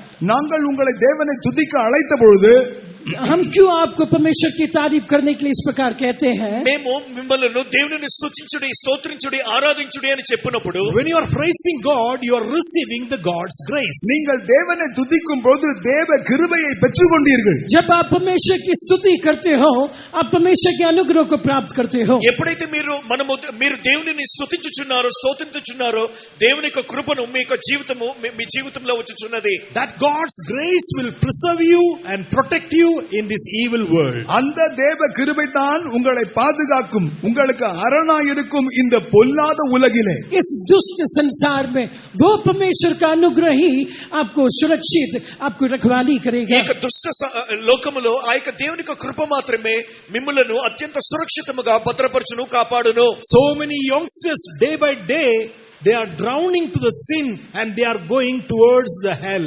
அநேக வாலிபர்கள் கொஞ்சம் கொஞ்சமாக இந்த நாட்களிலே பாவத்திலே மூழ்கி மூழ்கி பாதாளம் நோக்கி போய்க் கொண்டிருக்கிறார்கள். कई जवान लोग वो जो है दिन प्रतिदिन इस पाप में वो डूबते जाते हैं और उस अधोलोक की ओर वो चल बस रहे हैं. అనేక మంది యవనస్తులు ఈ యొక్క లోకంలో చూసినట్లయితే వారు ప్రతిదినము కూడా ఆ యొక్క పాతాళంలోనికి దిగిపోవచ్చున్నారు. వారు దేవుని యొక్క కృప నుండి దూరం అయిపోవచ్చున్నారు. Till now we were protected. It is because of that God's grace. இன்று வரையிலும் நாம் காக்கப்பட்டிருப்பது அந்த தேவ கிருபையாலே. अभी तक हम सुरक्षित हैं तो उसका कारण ये कि केवल परमेश्वर का अनुग्रह है. కానీ ఇంతవరకు మనము సురక్షితముగా ఉన్నామంటే అది కేవలం దేవుని యొక్క కృప మాత్రమే. Our praises will not go in vain. It's bringing grace into our life, and that grace is preserving us and protecting us. நமது துதிகள் ஒரு நாளும் வீணாவதில்லை. அவைகள் அதிகமாக நமக்கு தேவ கிருபையை பெற்றுக் கொடுக்கிறது. அந்த தேவ கிருபை நம்மை பாதுகாக்கிறது. हमारे स्तुति कभी व्यर्थ नहीं जाता. वो स्तुति हमें हर दिन प्रतिदिन परमेश्वर का अनुग्रह को वो ले आता है और वो परमेश्वर का अनुग्रह हमें थामता है, हमें सुरक्षित रखता है. మనము చెల్లించే ఆ స్తుతి స్తోత్రము ఏమాత్రము కూడా వ్యర్థముగా పోదు గాని మనము ఆ స్తుతి స్తోత్రము చెల్లించుచున్నప్పుడు దేవుని యొక్క కృపను మన జీవితంలోనికి తీసుకుని వచ్చి ఆ యొక్క కృప ద్వారా మనము కాపాడబడుటకు సహాయం చేయుచున్నది. Another meaning of Anania means is called mercy. அனனியா என்ற பெயருக்கு மற்றொரு பொருள் இரக்கம். हननिया उस नामक का एक और उसका परिभाषा नहीं तो उसका अर्थ दया नहीं तो करुणा करके हम कह सकते हैं. హనన్య అనగా ఇంకొక అర్థం ఏమనగా దయ లేదా కరుణ. In Psalms 85 verse 7, the Bible tells, "Shew us thy mercy, O Lord, and grant us thy salvation." சங்கீதம் 85 அதிகாரம் 7 வசனத்திலே அங்கே சொல்லப்பட்டுள்ள காரியம் என்னவென்றால், கர்த்தாவே உமது கிருபையை எங்களுக்கு காண்பித்து உமது ரட்சிப்பை எங்களுக்கு அருளி செய்யும். 85 भजन उसके 7वें वचन में हम वहां पे पढ़ते हैं, ये यहोवा अपनी करुणा हमें दिखा और तू हमारा उद्धार कर करके कहा गया है. 85వ కీర్తన 7వ వాక్యంలో చదివినట్లయితే, యెహోవా నీకు కృప మాకు కనపరచుము, నీ రక్షణ మాకు దయచేయము. So if we receive that mercy will bring salvation in our life. ஆகவே நாம் அந்த இரக்கத்தை பெற்றுக் கொள்வோமேயானால் அந்த இரக்கம் நம் ஜீவியத்திலே நமக்கு ரட்சிப்பினை கொடுக்கும். इसलिए यदि हम उस करुणा को प्राप्त करेंगे तो वो करुणा हमारे जीवन में उद्धार को ले आएगा. ఈ యొక్క కరుణను మన జీవితంలో మనం పొందుకున్నట్లయితే అది మనకు రక్షణను తీసుకుని వచ్చుచున్నది. In Romans chapter 9 verse 16, the Bible tells, ரோமர் 9 அதிகாரம் 16 வசனத்திலே வேதம் சொல்லுகிறது, रोमियो की पत्रिका 9 अध्याय उसके 16 वचन में पवित्र शास्त्र उल्लेख करता है. రోమీయులకు రాసిన పత్రిక 9వ అధ్యాయం 16వ వచనంలో చూసినట్లయితే, "So then it is not of him that willeth, nor of him that runneth, but of God that sheweth mercy." ஆகவே ஓடுகிறனாலும் அல்ல பிரயாசப்படுகிறனாலும் அல்ல இறங்குகிற தேவனாலயாம் என்று வாசிக்கிறோம். 16 वचन अंत ये ना तो चाहने वालों से ना दौड़ने वालों की परंतु दया करने वाले परमेश्वर की बात है करके कहा गया है. కాగా పొందగోరు వారి వలనైనను ప్రయాసపడి వారి వలనైనను కాదు గాని కరుణించు దేవుని వలనే అని వ్రాయబడి ఉన్నది. Once our pastor Don said, ஒரு விசை நம்முடைய பாஸ்டர் டான் அவர்கள் இப்படி சொன்னார். एक बार हमारे पास्टर डॉन उन्होंने इस प्रकार कहा, ఒకసారి మన పాస్టర్ డాన్ గారు ఈ విధంగా చెప్పి ఉన్నారు, "If God judge me and put me in the lake of fire, that is God's righteousness." தேவன் என்னை நியாயம் தீர்த்து ஒருவேளை அந்த அக்கினி கடலிலே என்னை தள்ளி விடுவார் என்றால் அது தேவனுடைய நீதியின் பகுதியாய் தான் இருக்கும் என்றார். यदि परमेश्वर मुझ पर न्याय चलाते हुए मुझे उस आग की झील में डाल देता है तो ये परमेश्वर की धार्मिकता है करके वो कहने लगे. దేవుడు కనుక నన్ను అగ్ని కందకములతో నిండిన ఆ యొక్క నదిలో నన్ను పడవేసినట్లయితే అది దేవుని యొక్క న్యాయము, దేవుని యొక్క కనికరము అని చెప్పి ఉన్నారు. If God will take me to the heaven, that is God's mercy. தேவன் என்னை தம்முடைய பரலோகத்திற்கு கொண்டு போவார் என்றால் அது அவருடைய இரக்கமாயிருக்கும். यदि परमेश्वर मुझे स्वर्ग में लेके जाता है तो ये परमेश्वर की करुणा है करके वो कहने लगे. కానీ దేవుడు కనుక నన్ను ఆయన పరలోకమునకు తీసుకుని వెళ్ళినట్లయితే అది దేవుని యొక్క కరుణ అని చెప్పి ఉన్నారు. That is the great statement of a great saint. அது ஒரு பெரிய பரிசுத்தவானுடைய அற்புதமான கூற்றாயிருக்கிறது. एक महान संत का एक बड़ा वाक्य यह है. ఈ ఒక మహాపరిశుద్ధుని యొక్క ఒక నోటి మాట కనబడుచున్నది. That means until and unless God will not show His mercy to us, we are not able to reach to heaven. அதனுடைய பொருள் என்னவென்றால் தேவன் நமக்கு தம்முடைய இரக்கத்தை காண்பிக்கும் மட்டிலும் நம்மால் பரலோகம் சென்று சேர முடியாது என்பதாம். उसका अर्थ ये है कि जब तक कि परमेश्वर हम पर अपना करुणा ना दिखाए तब तक हम उस स्वर्ग में पहुंच नहीं सकते हैं. దాని అర్థం ఏమనగా ఎంతవరకు అయితే దేవుడు మనలను కనికరించకుండా ఉంటున్నాడో అంతవరకు మనము దేవుని యొక్క సన్నిధానమునకు ఆ యొక్క స్వర్గరాజ్యమునకు ఏమాత్రము చేరలేమో అని చెప్పవచ్చును. Thirdly, the third meaning of Anania is called the gift of the Lord. மூன்றாவது பொருள் అననీయ என்றால் தேவனுடைய ஈவு என்று அர்த்தம். हनन्या नामक उस शब्द का तीसरा अर्थ परमेश्वर का वरदान है. హనన్య అనగా మూడవ అర్థం ఏమనగా దేవుని యొక్క వరము అని చెప్పబడుచున్నది. In Romans chapter 6 verse 23, Bible tells, for the wages of sin is death, but the gift of God is eternal life through Jesus Christ our Lord. ரோமர் 6ஆம் அதிகாரம் 23ஆம் வசனம் சொல்லுகிறது, பாவத்தினுடைய சம்பளம் மரணமாயிருக்கிறது, ஆனால் கர்த்தராகிய இயேசு கிறிஸ்துவினால் உண்டாகும் கிருபை வரமோ நித்திய ஜீவனாயிருக்கிறது என்று வாசிக்கிறோம். रोमियो की पत्रिका 6वें अध्याय के उसके 23वें वचन में इस प्रकार ये वचन कहता है, क्योंकि पाप की मजदूरी तो मृत्यु है, परंतु परमेश्वर का वरदान हमारा प्रभु मसीह यीशु में अनंत जीवन है. రోమియోలకు రాసిన పత్రిక 6వ అధ్యాయం 23వ వచనం చదివినట్లయితే, ఎలాగనగా పాపం వలన వచ్చు జీతము మరణము, అయితే దేవుని కృపావరము మన ప్రభువైన యేసుక్రీస్తునందు నిత్య జీవము. So what is the gift of the Lord means eternal life, and that eternal life only we can receive through Jesus Christ. ஆகவே கிருபை வரம் என்பது என்ன? அது நித்திய ஜீவனாக இருக்கிறது. அந்த நித்திய ஜீவனை ஆண்டவராகிய இயேசு கிறிஸ்துவின் மூலமாக மட்டும்தான் நம்மால் பெற்றுக்கொள்ள முடியும். परमेश्वर का वरदान कहने पर वो क्या है? वो अनंत जीवन है. उस अनंत जीवन हम कैसा प्राप्त कर सकते हैं? केवल उस प्रभु यीशु मसीह के द्वारा ही हम उस अनंत जीवन को प्राप्त कर सकते हैं. దేవుని యొక్క కృపావరం అనగా అది యేసుక్రీస్తుని చూపించుచున్నది. ఆ యొక్క కృపావరము యేసుక్రీస్తు ద్వారా మనము ఆ యొక్క నిత్య జీవనం పొందగలగము. So devil wants to remove his name. ஆகவே இந்த பிசாசானவன் இந்த பெயரை எடுத்து போட வேண்டும் என்று தான் முயற்சி செய்கின்றான். शैतान इनके नामों को वो हटा देना चाहता है. సాతాను అయితే ఈ యొక్క పేర్లను వారి యొక్క జీవితం నుండి నిర్మూలన చేయనట్లుగా ఆయన కోరుచున్నాడు. So changing that name Anania means grace is cut off, mercy is cut off, and also the gift of the Lord has been cut off from our life. ஆக அனனியா என்ற பெயரை மாற்றிவிட்டால் கிருபை போய்விடும், இரக்கம் போய்விடும், தேவனுடைய ஈவு வரங்களும் போய்விடும். हनन्या उस नाम को बदल देने पर उसका अर्थ ये है कि परमेश्वर का अनुग्रह चले जाएगा, परमेश्वर का करुणा चले जाएगा, और साथ ही साथ परमेश्वर का वरदान वो भी हटा दिया जाएगा. హనన్య అనే పేరును కనుక మార్చినట్లయితే దేవుని యొక్క కృప లేకుండా పోవును, దేవుని యొక్క కనికరము లేకుండా పోవును, దేవుని యొక్క వరములు లేకుండా పోవును. So once if these three things are goes away from our life, and there will be no more meaning in our life to live in this world. ஆக இந்த மூன்று காரியங்களும் நமது ஜீவியத்தை விட்டு கடந்து போய்விட்டால் இனி இந்த உலகத்தில் பிழைப்பதற்கு நமக்கு வேறு ஒரு அர்த்தம் இருக்கவே முடியாது. एक बार हमारे जीवन में से इस तीनों विषय हट जाने पर, दूर होने पर, इस जीवन में हम रहना, जीवन व्यतीत करना किसी प्रकार का मतलब नहीं रहेगा. ఈ యొక్క మూడు విషయములు మన జీవితంలో నుండి తీసివేసినట్లయితే ఈ యొక్క లోకములో మనం జీవించినప్పటికీ ఎటువంటి అర్థము లేనిదిగా కనబడుచున్నది. The Daniel, that God is my judge, if that God is my judge that has been removed, then a thought will come, I can live as I want. தேவன் என் நீதிபதியா இருக்கிறார் என்னாமல் नामक शब्द का अर्थ यह है कि परमेश्वर मेरा न्याय है. यदि परमेश्वर मेरा न्याय उस विषय हमारे जीवन से हट गया तो उसका अर्थ है कि मेरी मनमांजी इच्छा मैं इस संसार में जीवन व्यतीत कर सकता हूँ. దానియేలు అనగా ఒక అర్థం ఏమనగా దేవుడు నా యొక్క న్యాయాధిపతి. ఆ యొక్క దర్శనమును మనం కోల్పోయినట్లయితే మన హృదయానుసారముగా మన హృదయము మన మనసు వాంఛించినట్లుగా ఈ సమయం ఈ లోకంలో జీవించినట్లయితే ఆ యొక్క జీవితమునకు ఎటువంటి అర్థము లేదు. Then other side only we will be remembering that is God is love. So then what thought will come means, how can God can judge me and put me in the lake of fire, because my God is love. அப்படியானால் நான் ஒரே ஒரு பக்கத்தை மட்டும் பார்த்து கொண்டிருப்போம். அது என்னவென்றால் தேவன் அன்பானவராகவே இருக்கிறார். அப்படிப்பட்ட அன்பான தேவன் என்னை எப்படி பரலோகத்திலே பாதாளத்திலே தள்ளிவிட முடியும் என்கின்ற ஒரு கோணத்திலே நாம் சிந்தித்துக் கொண்டே இருப்போம். ऐसा होने पर परमेश्वर के एक भाग को ही हम सोचते रहेंगे.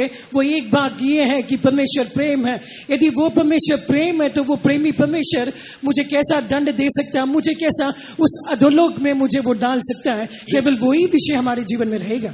ఈ విధముగా మనం దర్శనం కోల్పోయిన వారుగా కనబడినట్లయితే, దేవునిని ఒక ప్రక్కగా మాత్రమే మనం చూసినట్లయితే, దేవునిని ప్రేమ మాత్రమే అని చూసినట్లయితే, ఇటువంటి నన్ను ప్రేమించే దేవుడు నన్ను ఏ విధంగా నన్ను ఆ పాతాళంలో త్రోసివేయును అని ఏమాత్రము మనం యోచించము. That is why devil wants to remove that name called Daniel. ஆகவே தான் பிசாசானவன் தானியேல் என்கின்ற அந்த பெயரை மாற்றி எடுத்து போட விரும்புகின்றான். इसी कारण से शैतान उस दानियल नामक शब्द को वो हटा देना चाहता है. అందువలననే సాతాను దానియేలు అని ఈ పేరును పూర్తిగా తీసివేయనట్లుగా వ్యవహరించుచున్నాడు. Then the vision of that judgment has been taken away. Then we will have a boldness to do all types of sin in this world. நியாயம் தீர்க்கப்படுவோம் என்கின்ற அந்த தரிசனம் நம்மை விட்டு எடுக்கப்பட்டு போய்விடுமானால் இந்த உலகத்திலே நாம் விரும்புகின்ற எந்த ஒரு காரியத்தையும் செய்யவும் துணிந்து விடுவோம். न्याय किया जाएगा. उस दर्शन हमारे जीवन से हटा दिए जाने पर तो हम जो है इस संसार में किसी प्रकार के पाप को करने के लिए हमारे अंदर एक दिठाई, एक न्याय हो जाएगा. దేవుడు నన్ను న్యాయములోనికి తెచ్చును అని ఒక చింత, అని ఒక ఆలోచన, అని ఒక దర్శనం మనం కోల్పోయిన వారుగా కనబడినట్లయితే, మన హృదయం కోరిన విధముగా, మనక మనసు కోరిన విధముగా, మనక కళ్ళు వాంఛించిన విధముగా మనము ఏక లోకంలో జీవించదము, నశించిపోయేదము. But Daniel and Ananias, they were not allowed that vision to fade away from their life. ஆனால் தங்கள் ஜீவியத்தை விட்டு இந்த தரிசனம் எவ்விதத்திலும் மங்கி போவதற்கு தானியேலும் அனனியாவும் எவ்வளவேனும் இடமளிக்கவில்லை. पर दानियल और हननिया अपने जीवन में से ये दर्शन किसी भी रीति से धुंधला होने, हटा दिए जाने के लिए उन्होंने अनुमति दिया ही नहीं. అయితే దానియేలు హనన్యా వారి యొక్క జీవితంలో ఏ విధము చేతనైనా కూడా ఈ యొక్క దర్శనమును కోల్పోవటకు వారు ఒప్పుకొనలేదు. The third name is called Mishael. மூன்றாவது பெயர் மிஷாவேல். तीसरा नामक मिशाएल करके మూడవ పేరు చూసినట్లయితే మిషాయేలు. The meaning is called who is like God. Mishael என்கின்ற பெயருக்கு பொருள் தேவனை போன்றவர் யார். उस मिशाएल नामक शब्द का अर्थ यह है कौन परमेश्वर के तुल्य, परमेश्वर के समान कौन है. మిషాయేలు అనగా అర్థం ఏమనగా దేవునితో సమానమైన వారు ఎవరు. Praise be to God. தேவனுக்கு ஸ்தோத்திரம். परमेश्वर के नाम की तारीफ हो. దేవునికి స్తోత్రము కలుగును గాక. As the Bible tells in Genesis chapter 1 verse 26, God said, let us make man in our image and after like our likeness. வேதம் சொல்லுகிறது, ஆதியாகமம் 1ஆம் அதிகாரம் 21ஆம் வசனத்திலே நாம் மனுஷனை நமது சாயலின்படியும் நமது ரூபத்தின்படியும் சிருஷ்டிப்போம். उत्पत्ति का पुस्तक उसके पहले अध्याय के 26वें वचन में इस प्रकार हम पढ़ते हैं कि फिर परमेश्वर ने कहा हम मनुष्य को अपने स्वरूप के अनुसार अपनी समानता में उसे बनाए. ఆదికాండం 1వ అధ్యాయం 26వ వాక్యంలో చూసినట్లయితే, దేవుడు మన స్వరూపమందు మన పోలిక చొప్పున నరులను సృజించెదము. But when the man disobeyed the commandment of God, he lost that likeness of God in his life. ஆனால் கர்த்தருடைய கற்பனைகளை அந்த மனுஷன் மீறின பொழுது கர்த்தருடைய அந்த சாயலையும் அவன் இழந்து போனான். जब मनुष्य ने परमेश्वर की उस आज्ञा का उसने उल्लंघन किया, उसके ऊपर रहने वाली जो परमेश्वर की समानता है, उस समानता को, स्वरूप को उसने खो बैठा. ఎప్పుడైతే మనుష్యుడు దేవుని యొక్క ఆజ్ఞను తిరస్కరించి ఉన్నాడో అప్పుడే అతని యొక్క జీవితంలో దేవుని యొక్క స్వరూపంను, దేవుని యొక్క పోలికను అతను పోగొట్టుకుని ఉన్నాడు. But once again God's plan is that bringing this man once again unto that God and creating the very likeness of God in his life. ஆனால் தேவனுடைய திட்டமோ விழுந்து போன இந்த மனிதனை திரும்ப ஒரு விசமாய் தன்னிடமாய் சேர்த்து கொண்டு அவனுக்கு கொடுக்கப்பட்ட அந்த சாயலின்படி அவனை திரும்ப வடித்தெடுக்க வேண்டும் என்பதே அவருடைய நோக்கமாயிருந்தது. परमेश्वर का योजना ये है कि ये मनुष्य को फिर दोबारा अपने पास ले आते हुए और उसको अपनी समानता, अपनी स्वरूप उसके ऊपर वो अपनाए. కానీ దేవుని యొక్క చిత్తము మనుషుని పట్ల ఏ విధంగా కనబడుచున్నదనగా, దేవుని మనుషుని తిరిగి తన యొద్దకు తీసుకుని వచ్చి ఆయన యొక్క పోలిక, ఆయన యొక్క ప్రతిరూపము ఇక మనిషిలో తిరిగి సృజించవలెనని దేవుడు కోరుచున్నాడు. In 1 Samuel chapter 2 verse 8, the Bible tells, he raiseth up the poor out of the dust and lifteth up the beggar from the dunghill to set them among the princes and to make them inherit the throne of glory. 1 Samuel 2ஆம் அதிகாரம் 8ஆம் வசனத்திலே அவர் சிறியவனை புழுதிலே இருந்தும் எளியவனை குப்பையிலே இருந்தும் எடுத்து ராஜாக்களோடும் பிரபுக்களோடும் அமர பண்ணி அவனை சிங்காசனங்களை சுதந்திரிக்கும்படி பண்ணுகின்றார். पहला सामुएल उसका दूसरा अध्याय 8वें वचन में हम पढ़ते हैं, वो कंगालों को धूलि में से उठाता और दरिद्रों को घूरे में से निकाल खड़ा करता है ताकि उसे अधिपतियों के संग बिठाए और महियुक्त सिंहासन के अधिकारी बना दे. దరిద్రులను అధికారులతో కూర్చుండబెట్టుటకును మహిమగల సింహాసమును స్వతంత్రింప చేయుటకును వారిని మట్టిలో నుండి ఎత్తువాడు ఆయనే, లేమిలేని వారిని పెంటకుప్ప మీద నుండి లేవనెత్తువాడు ఆయనే. In short, the Lord wants to create that likeness of God in your life, and He wants to take you to heaven, and He wants to sit along with that Lord. ஆக அதனுடைய சுருக்கமான அர்த்தம் என்னவென்றால், தேவன் மீண்டுமாக மனிதன் இழந்த அந்த சாயலை தந்து பரலோகத்திலே எடுத்துக்கொண்டு சென்று அவர் இருக்கிற அதே சிங்காசனத்திலே ஸ்தலத்திலே அவனை உட்கார வைக்க வேண்டும் என்பதாகவே இருக்கிறது. संक्षिप्त में कहना है तो परमेश्वर दोबारा मनुष्य को अपनी स्वरूप अपनी समानता देना चाहता है और साथ ही साथ उसे स्वर्ग लेके जाकर अपने साथ अपने सिंहासन में बिठाना वो चाहता है. క్లుప్తముగా చెప్పినట్లయితే ఆ యొక్క మనుషునికి దేవుని అదే పోలికను అదే స్వరూపంను తిరిగి అనుగ్రహించి వారిని స్వర్గంలోనికి తీసుకుని వెళ్లి తనతో పాటు కూర్చుండబెట్టుట దేవునికి లక్ష్యముగా కనబడుచున్నది. Praise be to God. దేవునికి స్తోత్రం. परमेश्वर के नाम की तारीफ हो. దేవునికి పరిశుద్ధ నామమునకు స్తోత్రము కలుగును గాక. The Lord wants that we all have to put on the very likeness of God in our life. நமது ஜீவியத்திலே தேவனுக்கு இருக்கின்ற அந்த தற்சாயலை நாமும் தரித்துக் கொள்ள வேண்டும் என்பதே நம்மை பற்றிய தேவ நோக்கமாய் இருக்கிறது. हम सब परमेश्वर की उसी समानता को हम धारण करना चाहिए करके परमेश्वर हमसे वो अपेक्षा करता है, वही उसका आग्रह है. దేవుని యొక్క లక్ష్యము దేవుని యొక్క ఉద్దేశం ఏమనగా మనము కూడా అదే దేవుని యొక్క పోలికను స్వరూపమును పొందుకొనుట. As the Bible tells, God is love. வேதம் சொல்லுகிற வண்ணமாகவே தேவன் அன்பாகவே இருக்கின்றார். जिस प्रकार पवित्र शास्त्र कहता है परमेश्वर प्रेम है. దేవునికి వాక్యము చెప్పుచున్నట్లుగా దేవుడు ప్రేమయ్య ఉన్నాడు. So to create this likeness of God in our life, what the Lord done, ஆகவே இந்த தேவனுடைய சாயலை நமக்குள்ளே சிருஷ்டிக்கும்படி தேவன் நமக்காக செய்த காரியம் என்ன? परमेश्वर की उसी समानता को हमारे अंदर सृष्टि करने के लिए परमेश्वर क्या करता है? దేవునికి ఇదే పోలిక ఇదే స్వరూపం మన జీవితంలోనికి తీసుకొని వచ్చినట్లుగా దేవుడు ఏమి చేస్తున్నాడు? He is pouring the Holy Spirit upon us. அவர் நம்மீது தமது பரிசுத்த ஆவியானவரை பொழிந்தருளுகிறார். वो हमारे ऊपर अपनी पवित्र आत्मा को उंडेलता है. అందువల్లనే ఆయన యొక్క పరిశుద్ధాత్మ అభిషేకమును మన మీద కుమ్మరించుచున్నాడు. In Romans chapter 5 verse 5, the Bible tells, when the Holy Spirit is coming in our heart, the love of God is shed abroad in our heart. ரோமர் நிருபம் 5ஆம் அதிகாரம் 5ஆம் வசனத்திலே சொல்லுகிற காரியம் என்ன? பரிசுத்த ஆவியானவர் நமக்குள் வரும்பொழுது தேவ அன்பு நமது இருதயங்களிலே ஊற்றப்படுகின்றதாம். रोमियो की पत्रिका उसके 5वें अध्याय के 5वें वचन में पवित्र शास्त्र इस प्रकार उल्लेख करता है, जब पवित्र आत्मा हमारे हृदय में उंडेला जाता, साथ ही साथ परमेश्वर का प्रेम हमारे हृदय में वो भर दिया जाता है. రోమీయులకు రాసిన పత్రిక 5వ అధ్యాయం 5వ వాక్యంలో చదివినట్లయితే పరిశుద్ధాత్మ ద్వారా దేవుని యొక్క ప్రేమ మన హృదయంలో కుమ్మరింపబడి ఉన్నది. That is what, when that love of God came upon so many youngsters, they start to rejoice and they forgot their place and they were enjoying in the presence of God. ஆகவே தான் अनेक வாலிபர் மீது தேவனுடைய அன்பு இறங்கின பொழுது, பரிசுத்த ஆவியானவர் இறங்கின பொழுது அவர்கள் மகிழ்ந்து களி கூர்ந்து தேவ சமூகத்திலே அவர்கள் நிறைவுடைய ஜனங்களாய் மாறினார்கள். इसी कारण से जो कुछ जवान लोग जब परमेश्वर का प्रेम उनका हृदय में आ गया, वो मगन होने लगे, आनंदित होने लगे, वो अपने स्थान को भूल गए और परमेश्वर के समूह को वो मनाने लगे. అందువల్లనే యవనస్తుల హృదయంలోనికి ఆ యొక్క దేవుని యొక్క ప్రేమ కుమ్మరింపబడినప్పుడు వారి యొక్క ఆ యొక్క ప్రేమలో ఆనందించుచున్నారు.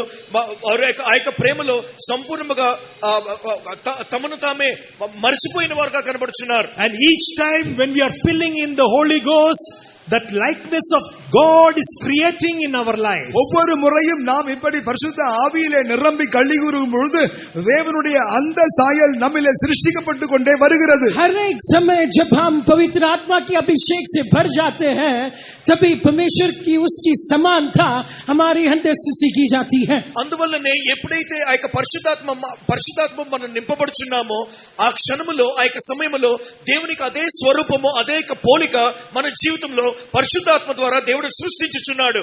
Until and unless we will not come into the likeness of God, we are not able to meet our Lord. நாம் அந்த தேவனுடைய சாயலுக்கு ஒப்பாய் மாறும் வரையிலும் நம்மால் நம் தேவனை சந்திக்கவே முடியாது. जब तक हम परमेश्वर की समानता के अनुसार नहीं आए, उसकी समानता में नहीं आए, तब तक हम परमेश्वर को जाके मिल नहीं सकते हैं. ఎంతవరకు అయితే ఆ యొక్క దేవుని యొక్క పోలిక ఆ యొక్క స్వరూపం మన జీవితంలో కనపడకుండా ఉంటున్నదో అంతవరకు మన దేవుని మనము ఏమాత్రము సంధింపలేము. In 1 John chapter 3 verse 2, the Bible tells, we shall be like him, for we shall see him as he is. 1 யோவான் 3ஆம் அதிகாரம் 2ஆம் வசனம் சொல்லுகிறது, அவர் வெளிப்படும் பொழுது அவர் இருக்கின்ற வண்ணமாகவே நாம் இருப்போம், அவர் இருக்கின்ற வண்ணமாகவே நாம் அவரை தரிசிப்போம்.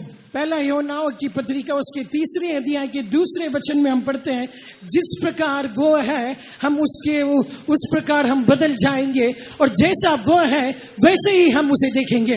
మొదటి యోహాను 3వ అధ్యాయం 2వ వాక్యంలో చూసినట్లయితే ఆయనను చూతుము గనుక ఆయనను పోలి ఉందుమని మనం ఎరుగుదుము, ఆయన ప్రత్యక్షమైనప్పుడు ఆయన వలనే మనము కూడా కనబడదుము. And one who put on the very likeness of the Lord only can meet the Lord when he appears. தேவனுடைய அந்த சாயலை யாரெல்லாம் தரித்துக் கொள்கிறார்களோ அவர்கள் மட்டும்தான் அவர் வெளிப்படும் அந்த நாளிலே அவரை தரிசிக்க முடியும். जिसने परमेश्वर की उसकी समानता को धारण कर लिए, केवल वही लोग जब वो प्रकट होगा उसका दर्शन कर सकते हैं. ఎవరైతే ఆ యొక్క దేవుని యొక్క పోలికను స్వరూపమును పరిశుద్ధాత్మ ద్వారా పొందుకొని ఉన్నారో వారు మాత్రమే దేవుని దర్శించగలరు. Until and unless you will not receive that Holy Spirit, you are not able to put on the very likeness of God in your life. பரிசுத்த ஆவியானவரை நீங்கள் பெற்றுக்கொள்ளும் அந்நாள் வரையிலும் உங்களால் அந்த தேவனுடைய அந்த சாயலை உங்களுக்குள்ளே உங்களாலே தரித்துக் கொள்ளவே முடியாது. जब तक आप परमेश्वर की उस पवित्र आत्मा के अभिषेक को प्राप्त नहीं करते हो, तब तक परमेश्वर की समानता को आपके जीवन में आप अपना नहीं सकते हैं. ఎంతవరకైతే మీరు పరిశుద్ధాత్మ యొక్క అభిషేకం మీకు జీవితంలో పొందకుండా లేకుండా కనబడుచున్నారో అంతవరకు ఆ యొక్క దేవుని యొక్క పోలికమును స్వరూపమును మీరు ఏమాత్రము కూడా మీరు జీవితంలో పొందకొన జాలరు. So the devil wants to remove this vision out of your life. ஆகவே உங்கள் ஜீவியத்தில் நின்று இந்த தரிசனத்தை எடுத்து போட வேண்டும் என்று பிசாசானவன் முயற்சி செய்கின்றான். आपके जीवन में से इस दर्शन को हटा देना शैतान कोशिश करता है. అందువల్లనే ఈ యొక్క దర్శనమును మీ యొక్క జీవితంలో నుండి సంపూర్ణంగా తీసివేయ నిమిత్తమే సాతాను ప్రయత్నించుచున్నాడు. So if therefore he wants to remove that name called Mishael. ஆகவே தான் மிஷாவேல் என்கின்ற பெயரை எடுத்து போட அவர் முயற்சி செய்கின்றார். मिशाएल उस नाम को वो हटा देना कोशिश करता है. అందువల్లనే మిషాయేలు అను ఒక పేరును తీసివేయ కోరుచున్నాడు. You should not put on the likeness of God. அதாவது நீங்கள் தேவனுடைய சாயலை தரித்துக் கொள்ளக் கூடாது. आप परमेश्वर की समानता को धारण नहीं करना चाहिए, उसका अर्थ ये है. అర్థమేమనగా మీరు దేవుని యొక్క స్వరూపమును దేవుని యొక్క పోలికను ఏమాత్రం పొందకూడదు. Where there is no vision, people perish. தரிசனம் இல்லாத இடத்திலே ஜனங்கள் சீர்கெட்டு அழிந்து போகிறார்கள். जहाँ पे दर्शन नहीं है वहाँ पे लोग निरंकुश होते हैं. దర్శనం లేని దేవుని యొక్క దర్శనం లేని చోట మనుషులు నశించిపోవచ్చున్నారు. If you are not anointed by the Holy Spirit, this is the very best time God has been given in your life. Make use of these meetings and receive the Holy Spirit in your life and put on the likeness of God. பரிசுத்த அபிஷேகத்தை இன்னும் நீங்கள் பெறாத ஜனங்களாய் இருப்பீர்கள் என்றால் இந்த கூட்டங்கள் தேவன் உங்களுக்கு அருளிய ஒரு மிகப்பெரிய அற்புதமான ஆசீர்வாதங்கள். ஆகவே நீங்கள் அபிஷேகத்தை பெற்றுக்கொண்டு தேவனுடைய அந்த சாயலை நீங்கள் தரித்துக் கொள்ளுங்கள். अभी तक आप परमेश्वर के उस पवित्र आत्मा के अभिषेक को प्राप्त नहीं किए हैं तो परमेश्वर ने ये सारे सभाओं को आपके लिए आयोजन करके रखा है. ये एक सुनहरा अवसर है. इस अवसर का पूरा लाभ उठाइए, पवित्र आत्मा के अभिषेक को प्राप्त कीजिए और परमेश्वर की समानता को धारण कीजिए. ఇప్పటి వరకు మీరు పరిశుద్ధాత్మ పొందనటువంటి వారుగా కనపడినట్లయితే ఒక సువర్ణ అవకాశంను దేవుడు మీకు జీవితంలో అనుగ్రహించి ఉన్నాడు. ఈ యొక్క కూటముల ద్వారా ఆ యొక్క పరిశుద్ధాత్మ అభిషేకమును పొందుకొని దేవుని యొక్క స్వరూపమును పోలికను మీకు జీవితంలో పొందుకొనుడి. And the fourth name is called Assyria, that means is called Lord has helped. நான்காவது பெயர் அசரியா. அதனுடைய பொருள் என்னவென்றால் தேவன் எனக்கு ஒத்தாசையானவர், உதவியானவர். चौथा नाम अज़रिया है, उसका अर्थ यह है कि परमेश्वर ही मेरा सहायक है, वही मेरा मददगार है. నాలుగవదిగా అసరియా అని పేరు చదువుచున్నాము. అర్థమేమనగా దేవుడు నా సహాయకుడు. Because the devil knows if the Lord will become your helper, and the devil cannot overcome your life. பிசாசானவனுக்கு ஒரு காரியம் நன்றாக தெரியும், அதாவது தேவனே உங்களுக்கு உதவியாயும் ஒத்தாசையுமாயும் இருந்தால் பிசாசானவனாலே உங்களுக்கு விரோதமாக ஒன்றும் செய்ய முடியாது. यदि परमेश्वर ही आपका सहायक होके रहने पर शैतान आपके जीवन के खिलाफ कुछ नहीं कर सकता है करके शैतान इस विषय को वो बड़े अच्छी रीति से जानता है. దేవుడు మనకు సహాయకుడిగా ఉన్నట్లయితే సాతాను ఏ విధముగా కూడా మనల్ని కదిలింపలేడు, మనకు విరోధముగా క్రియ చేయలేడు అని అతను తెలుసుకుని ఉన్నాడు. In Hebrews chapter 13 verse 6 Bible tells, எபிரேயர் 13ஆம் அதிகாரம் 6ஆம் வசனத்திலே வசனம் சொல்லுகிறது, इब्रानियों की पत्रिका 13 अध्याय के उसके 6वें वचन में पवित्र शास्त्र कहता है, హెబ్రీయులకు రాసిన పత్రిక 13వ అధ్యాయం 6వ వాక్యం చదివినట్లయితే, so that we may boldly say, the Lord is my helper and I will not fear what man shall do unto me. அதனாலே நாம் தைரியம் கொண்டு கர்த்தர் எனக்கு சகாயர், நான் பயப்படேன், மனுஷன் எனக்கு என்ன செய்வான் என்று சொல்லலாமே. तक हम बड़े हियाव के साथ कह सकते हैं कि निर्डर होके कह सकते हैं, प्रभु मेरा सहायक है, मैं ना डरूंगा, मनुष्य मेरा वो क्या कर सकता है. కాబట్టి ప్రభువు నాకు సహాయకుడు, నేను భయపడను, నరమాత్రుడు నాకేమి చేయగలడు. Then when the Lord is your helper, there is nothing to fear in this world. தேவன் உங்களுக்கு சகாயரானால் இவ்வுலகிலே நீங்கள் எதற்கும் பயப்பட வேண்டிய தேவை உங்களுக்கு இல்லை. यदि परमेश्वर आपका सहायक होकर रहने पर इस संसार में किसी विषय के बारे में डरने का आपको आवश्यकता नहीं है. దేవుడే మనకు సహాయముగా కనబడినట్లయితే ఈ లోకంలో ఏ విషయం నిమిత్తమై కూడా మనము భయపడవలసిన వారుగా మనం కనబడము. No man can overcome you. உங்களை எந்த ஒரு மனுஷனும் மேற்கொள்ள முடியாது. कोई मनुष्य आपके ऊपर प्रबल नहीं हो सकता. ఏ మనుష్యుడు కూడా మీకు విరోధముగా గెలవలేడు. No sickness can overcome you. எந்த வியாதியும் உங்களை மேற்கொள்ள முடியாது. कोई बीमारी आपको प्रबल नहीं हो सकता. ఏ విధమైన రోగము కూడా మీ మీద ప్రబలము కాలేదు. No sin can overcome you. எந்த பாவமும் உங்களை ஜெயிக்க முடியாது. कोई पाप आपके ऊपर प्रबल नहीं हो सकता. ఏ విధమైన పాపము కూడా మిమ్మల్ని జయించలేదు. No evil powers can overcome you. எந்த பொல்லாத வல்லமைகளும் உங்களை மேற்கொள்ள முடியாது. कोई दुष्ट शक्ति आपको ऊपर प्रबल नहीं हो सकता. ఎటువంటి దుష్ట ఆత్మ కూడా మీ మీద విరోధముగా లేవలేదు. If the Lord is your helper, who can stand before you? தேவன் உங்களுக்கு சகாயரானால் உங்களுக்கு எதிராய் நிற்பவன் யார்? यदि प्रभु आपका सहायक होकर रहने पर कौन आपके सामने खड़ा रह सकता? దేవుడు మీకు సహాయముగా ఉండినట్లయితే ఎవరు మీకు విరోధముగా నిలవగలడు? So devil never likes that you to call upon the name of the Lord. ஆகவே நீங்கள் அந்த தேவனுடைய நாமத்தை கூவி அழைக்க கூடாது என்பதிலே பிசாசானவன் மிகவும் கவனமாயும் இருக்கின்றான். आप परमेश्वर के नाम के ऊपर दुहाई देना, उसे पुकारना, इस विषय शैतान वो कभी पसंद नहीं करता है. అందువల్లనే మీరు ఎల్లప్పుడూ కూడా దేవునికి నామమును బట్టి ప్రార్థన చేయటం, మొరపెట్టుట సాతానుకు ఏమాత్రము ఇష్టము లేదు. The devil wants to remove that vision out of Assyria's life, that Lord is my helper. அதாவது தேவன் எனக்கு சகாயர் என்கின்ற அந்த தரிசனத்தை அசரியாவின் ஜீவியத்தில் இருந்து எடுத்து போட பிசாசன் முயற்சி செய்தான். असिया के जीवन में से वो दर्शन, परमेश्वर मेरा सहायक है करके उस दर्शन को हटा लेना शैतान कोशिश करता था. సాతానిక లక్ష్యం ఏమనగా హసర్ యొక్క జీవితంలో నుండి దేవుడు నాకు సహాయకుడు అని ఒక దర్శనమును సంపూర్ణంగా నిర్మూలన చేయడానికి అతను కోరుచున్నాడు. Child of God, this is what even the devil wants to do in our life. பிரியமான தேவ பிள்ளையே, இப்படித்தான் நமது ஜீவியத்திலும் கூட பிசாசானவன் செய்ய வேண்டும் என்று முயற்சி செய்து கொண்டே இருக்கின்றான். परमेश्वर के बच्चे, ये विषय हमारे जीवन में भी शैतान करने के लिए वो कोशिश करता है. ఇదే విషయం మన జీవితంలో కూడా చేయడానికి సాతాను ఎన్నో విధములుగా ప్రయత్నించుచున్నాడు.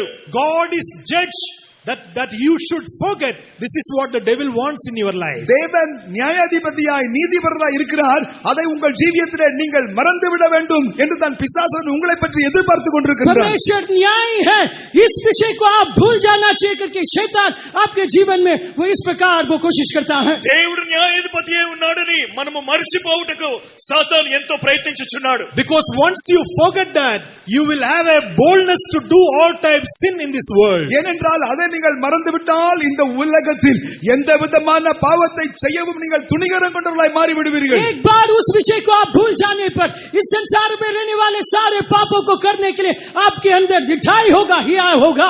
ఒకసారి ఈ యొక్క విషయమును మనం మర్చిపోయినట్లయితే ఈ యొక్క లోకంలో ఎటువంటి పాపమునైనను ఎటువంటి దుర్మార్గపు పనినైనను మనము చేయుటకు అత్యంతముగా మనం ముందుకు వెళ్ళుచున్నాం.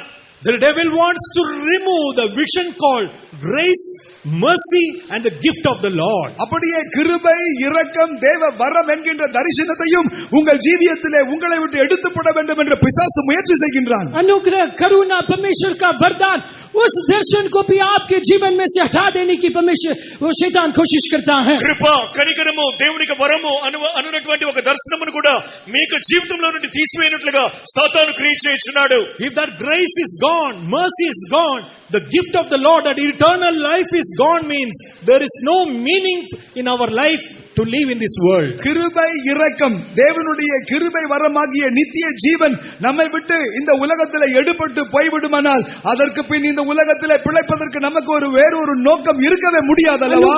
अनुग्रह दूर होने पर, परमेश्वर का करुणा दूर होने पर, परमेश्वर का वरदान जो अनंत जीवन है वो हमारे जीवन से हटा दिया जाने पर इस संसार में हम जीवन व्यतीत करना किसी प्रकार का मतलब रहित रहेगा. దేవునికి కృప దేవునికి కనికరము దేవునికి వరములు మన జీవితంలో నుండి తీసివేయనట్లయితే మన జీవితమునకు ఎటువంటి అర్థమే లేదు. If the vision of the likeness of God will depart from our life, தேவனுடைய சாயல் என்கின்ற தரிசனம் நமது ஜீவியத்தை விட்டு எடுபட்டு போய்விடுமானால், यदि परमेश्वर की उस समानता का दर्शन हमारे जीवन से हटा दिया जाने पर, దేవునికి స్వరూపము అనేటువంటి ఒక దర్శనము మనము కోల్పోయినట్లయితే, we will never give the importance to receive the Holy Spirit in our life. நமது ஜீவியத்திலே பரிசுத்த ஆவியின் அபிஷேகத்தை பெற்றுக்கொள்ள வேண்டும் என்கின்ற வாஞ்சைக்கு முக்கியத்துவம் இல்லாமலே போய்விடும். हमारे जीवन में पवित्र आत्मा के अभिषेक प्राप्त करना उसकी महत्वता हम उससे हमारे जीवन से हटा देंगे. మనం పరిశుద్ధాత్మ పొందవలను పరిశుద్ధాత్మతో నింపబడవలను అనేటువంటి ఒక విషయమునకు ఏమాత్రము ప్రాముఖ్యత ఇవ్వలేని వారుగా కనబడుచున్నాం. If the vision of that Lord is my helper, that vision will go away from our life. நமக்கு தேவன் சகாயராய் இருக்கிறார் என்கின்ற அந்த தரிசனம் நம்மை விட்டு எடுபட்டு போய்விடுமானால், प्रभु मेरा सहायक है वो दर्शन हमारे जीवन में से हटा दिया जाने पर, దేవుడు నా సహాయకుడు అనేటటువంటి ఒక దర్శనము మన జీవితంలో నుండి మనం కోల్పోయినట్లయితే, For our help, we will seek man. நமது ஒத்தாசைக்காக மனுஷனை நாடி போவோம். हमारे सहायता के लिए हम मनुष्यों को ढूंढेंगे. సహాయం పొందు నిమిత్తమై మనం మనుషుల యొద్దకు వెళ్ళుచున్నాం. In the time of sickness, we will go and seek the doctors. வியாதிகள் வரும்பொழுது மருத்துவரை நாடி போவோம். बीमारी के समय में हम वैद्यों के पीछे उसके खोज में रहेंगे. రోగము యొక్క సమయంలో మనము మందుల యొద్దకు వెళ్ళుచున్నాము, డాక్టర్ల యొద్దకు When వెళ్ళుచున్నాం. the difficulties comes, we will seek the help of man. கஷ்டங்கள் வரும்போது மனுஷ ஒத்தாசையை தேடி போய்விடுவோம். जब मुश्किलें हालात आने पर हम मनुष्य की सहायता की ओर खोजे रहेंगे. కష్టములు వచ్చినప్పుడు మనుషులకు సహాయం నిమిత్తమై మనం వెతుకుచున్నాం. Let us keep the vision that Lord is my helper. ஆனால் தேவன் எனக்கு சகாயர் என்கின்ற தரிசனத்தை நாம் பாதுகாத்துக் கொள்வோமே. प्रभु ही मेरा सहायक है करके वो दर्शन को हम थामे रखें. దేవుడే మనకు సహాయకుడు, నాకు సహాయకుడు అని ఒక దర్శనము మనము ఏనాడు కోల్పోక ఉందుముగాక. Let us preserve the vision in our life. ஆகவே தரிசனத்தை நம் ஜீவியத்தில் நாம் பாதுகாத்துக் கொள்வோம். हमारे जीवन में उस दर्शन को हम थामे रखें. మనం జీవితంలో ఈ దర్శనమును మనం కాపాడుకొని వారముగా కనబడతాం గాక. Where there is no vision, people perish. தரிசனம் எங்கு இல்லையோ அங்கே ஜனங்கள் சீர்கெட்டு அழிந்து போகிறார்கள். जहाँ पे दर्शन नहीं है वहाँ पे लोग निरंकुश होते हैं. దేవోక్తి లేని యెడల దర్శనము లేని యెడల మనుషులు కట్టు లేక తిరుగుదురు, నాశనమైపోదురు. Very soon our Jesus is going to come. அதி சீக்கிரத்தில் நம் கர்த்தராகிய இயேசு கிறிஸ்து திரும்ப வரப்போகிறார். बहुत ही जल्दी हमारा यीशु आने वाला है. అతి శీఘ్రముగా మన ప్రభువైన యేసుక్రీస్తు రాబోచున్నాడు. That hope should be, that vision should be renewed in our life day by day. அந்த நம்பிக்கையும் அந்த தரிசனமும் நமது ஜீவியத்திலே அனுதினம் புதுப்பிக்கப்பட்டு பெருகிக் கொண்டே வர வேண்டும். वो आशा वो दर्शन हमारे जीवन में दिन प्रतिदिन वो नया किया जाना चाहिए. ఆ యొక్క దర్శనము ఆ యొక్క ప్రకటన మన జీవితంలో ఎల్లప్పుడూ కూడా నూతనమైనదిగా కనబడవలెను. So shall we all close our eyes? நாம் எல்லாரும் கண்களை மூடுவோம். इसलिए आइए हम सब हमारे आंखों को बंद करेंगे. మనమందరము మనకు కళ్ళు మూసుకొనేదము. We will go from this place with that vision. அந்த தரிசனத்தோடு இவ்விடம் விட்டு நாம் எல்லாரும் புறப்பட்டு போவோம். उस दर्शन के साथ हम इस स्थान से विदा होंगे. ఈ యొక్క దర్శనముతో ఈ యొక్క స్థలము నుండి మనం బయలుదేరి వెళ్ళేదము గాక. Satan will try to take that vision out of your life, but don't allow it. உங்கள் ஜீவியத்தில் நின்று அந்த தரிசனத்தை திருடி போட சாத்தான் முயற்சி செய்வான். அவனுக்கு இடம் கொடுக்காதீர்கள். शैतान आपके जीवन में से उस दर्शन को हटा देने के लिए वो कोशिश करेगा, पर उसे आप अनुमति ना दीजिए. సాతాను ఈ యొక్క దర్శనమును మీ యొక్క జీవితంలో నుండి తీసివేయవలని కోరుచున్నాడు గాని మీరు ఏమాత్రము చోటివ్వవద్దు. Let us live with all the vision.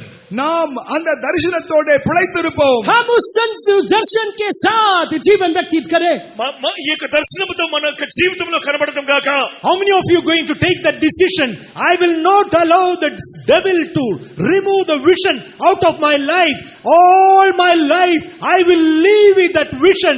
Those who can say that word, will you roar hallelujah unto that God? நீங்கள் எல்லாரும் யாரெல்லாம் இப்பொழுது அப்பேற்பட்ட தீர்மானம் எடுக்க போகிறீர்கள், அதாவது எனது ஜீவிய நாட்கள் அனைத்தும் இந்த தரிசனம் என்னை விட்டு எடுபட்டு போய்விடாதபடிக்கு நான் மிகவும் ஜாக்கிரதையாய் கருத்தாய் அந்த தரிசனத்தை காத்துக்கொள்வேன்.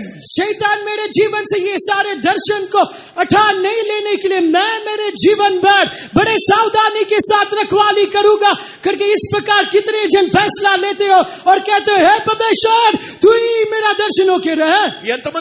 ఎంతమంది మనలో దేవా నా జీవితంలో ఈ యొక్క దర్శనమును కాపాడుకొనుటకు అత్యంతగా జాగ్రత్త కలిగిన వాడిగా నేను జీవించదును ప్రభువా నీవే నా దర్శనమని ఎంతమంది చెప్పగలము?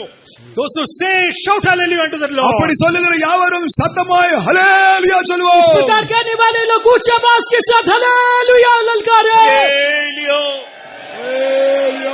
ஷரோனின் ரோசாவே பள்ளத்தாக்கில் லில்லியே உம் அன்பு எத்தனையோ ஆச்சரியம். ஷரோனின் ரோசாவே பள்ளத்தாக்கின் லில்லியே உம் அன்பு எத்தனையோ ஆச்சரியம். உம்மை மாத்திரம் நான் நேசித்திடுவேன், அன்பே உம்மையே நான் சேவித்திடுவேன். உம்மை மாத்திரம் நான் நேசித்திடுவேன், அன்பே உம்மையே நான் சேவித்திடுவேன். ஷரோனின் ரோசாவே பள்ளத்தாக்கில் லில்லியே உம் அன்பு எத்தனையோ ஆச்சரியம். ஷரோனின் ரோசாவே பள்ளத்தாக்கின் லில்லியே உம் அன்பு எத்தனையோ ஆச்சரியம். உம்மை மாத்திரம் நான் நேசித்திடுவேன், உம்மை உம்மையே நான் சேவித்திடுவேன். உம்மை மாத்திரம் நான் நேசித்திடுவேன், அன்பே உம்மையே நான் சேவித்திடுவேன். உம்மை மாத்திரம் நான் நேசித்திடுவேன், அன்பே உம்மையே நான் சேவித்திடுவேன். உம்மை மாத்திரம் நான் நேசித்திடுவேன், அன்பே உம்மையே நான் சேவித்திடுவேன். உம்மை மாத்திரம் நான் நேசித்திடுவேன், அன்பே உம்மையே நான் சேவித்திடுவேன். ஆமென். Hallelujah hallelujah hallelujah Jesus. லபகதபதிரோ லபகதுரிபனா ஷரகதனா கத்ரே.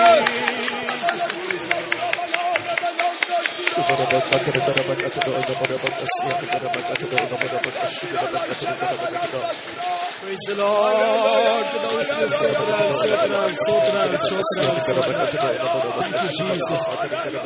Giving all honor and glory to God alone and praise God. தேவனுக்கே சகல துதி கன மகிமை யாவும் கொடுத்து கர்த்தரை ஸ்தோத்திரிப்போம். सारे आदर मान महिमा केवल परमेश्वर को देते हुए तारीफ करेंगे. స్తుతి స్తోత్రము మహిమ కేవలం దేవునికే చెల్లించి దేవుని స్తోత్రించెదము.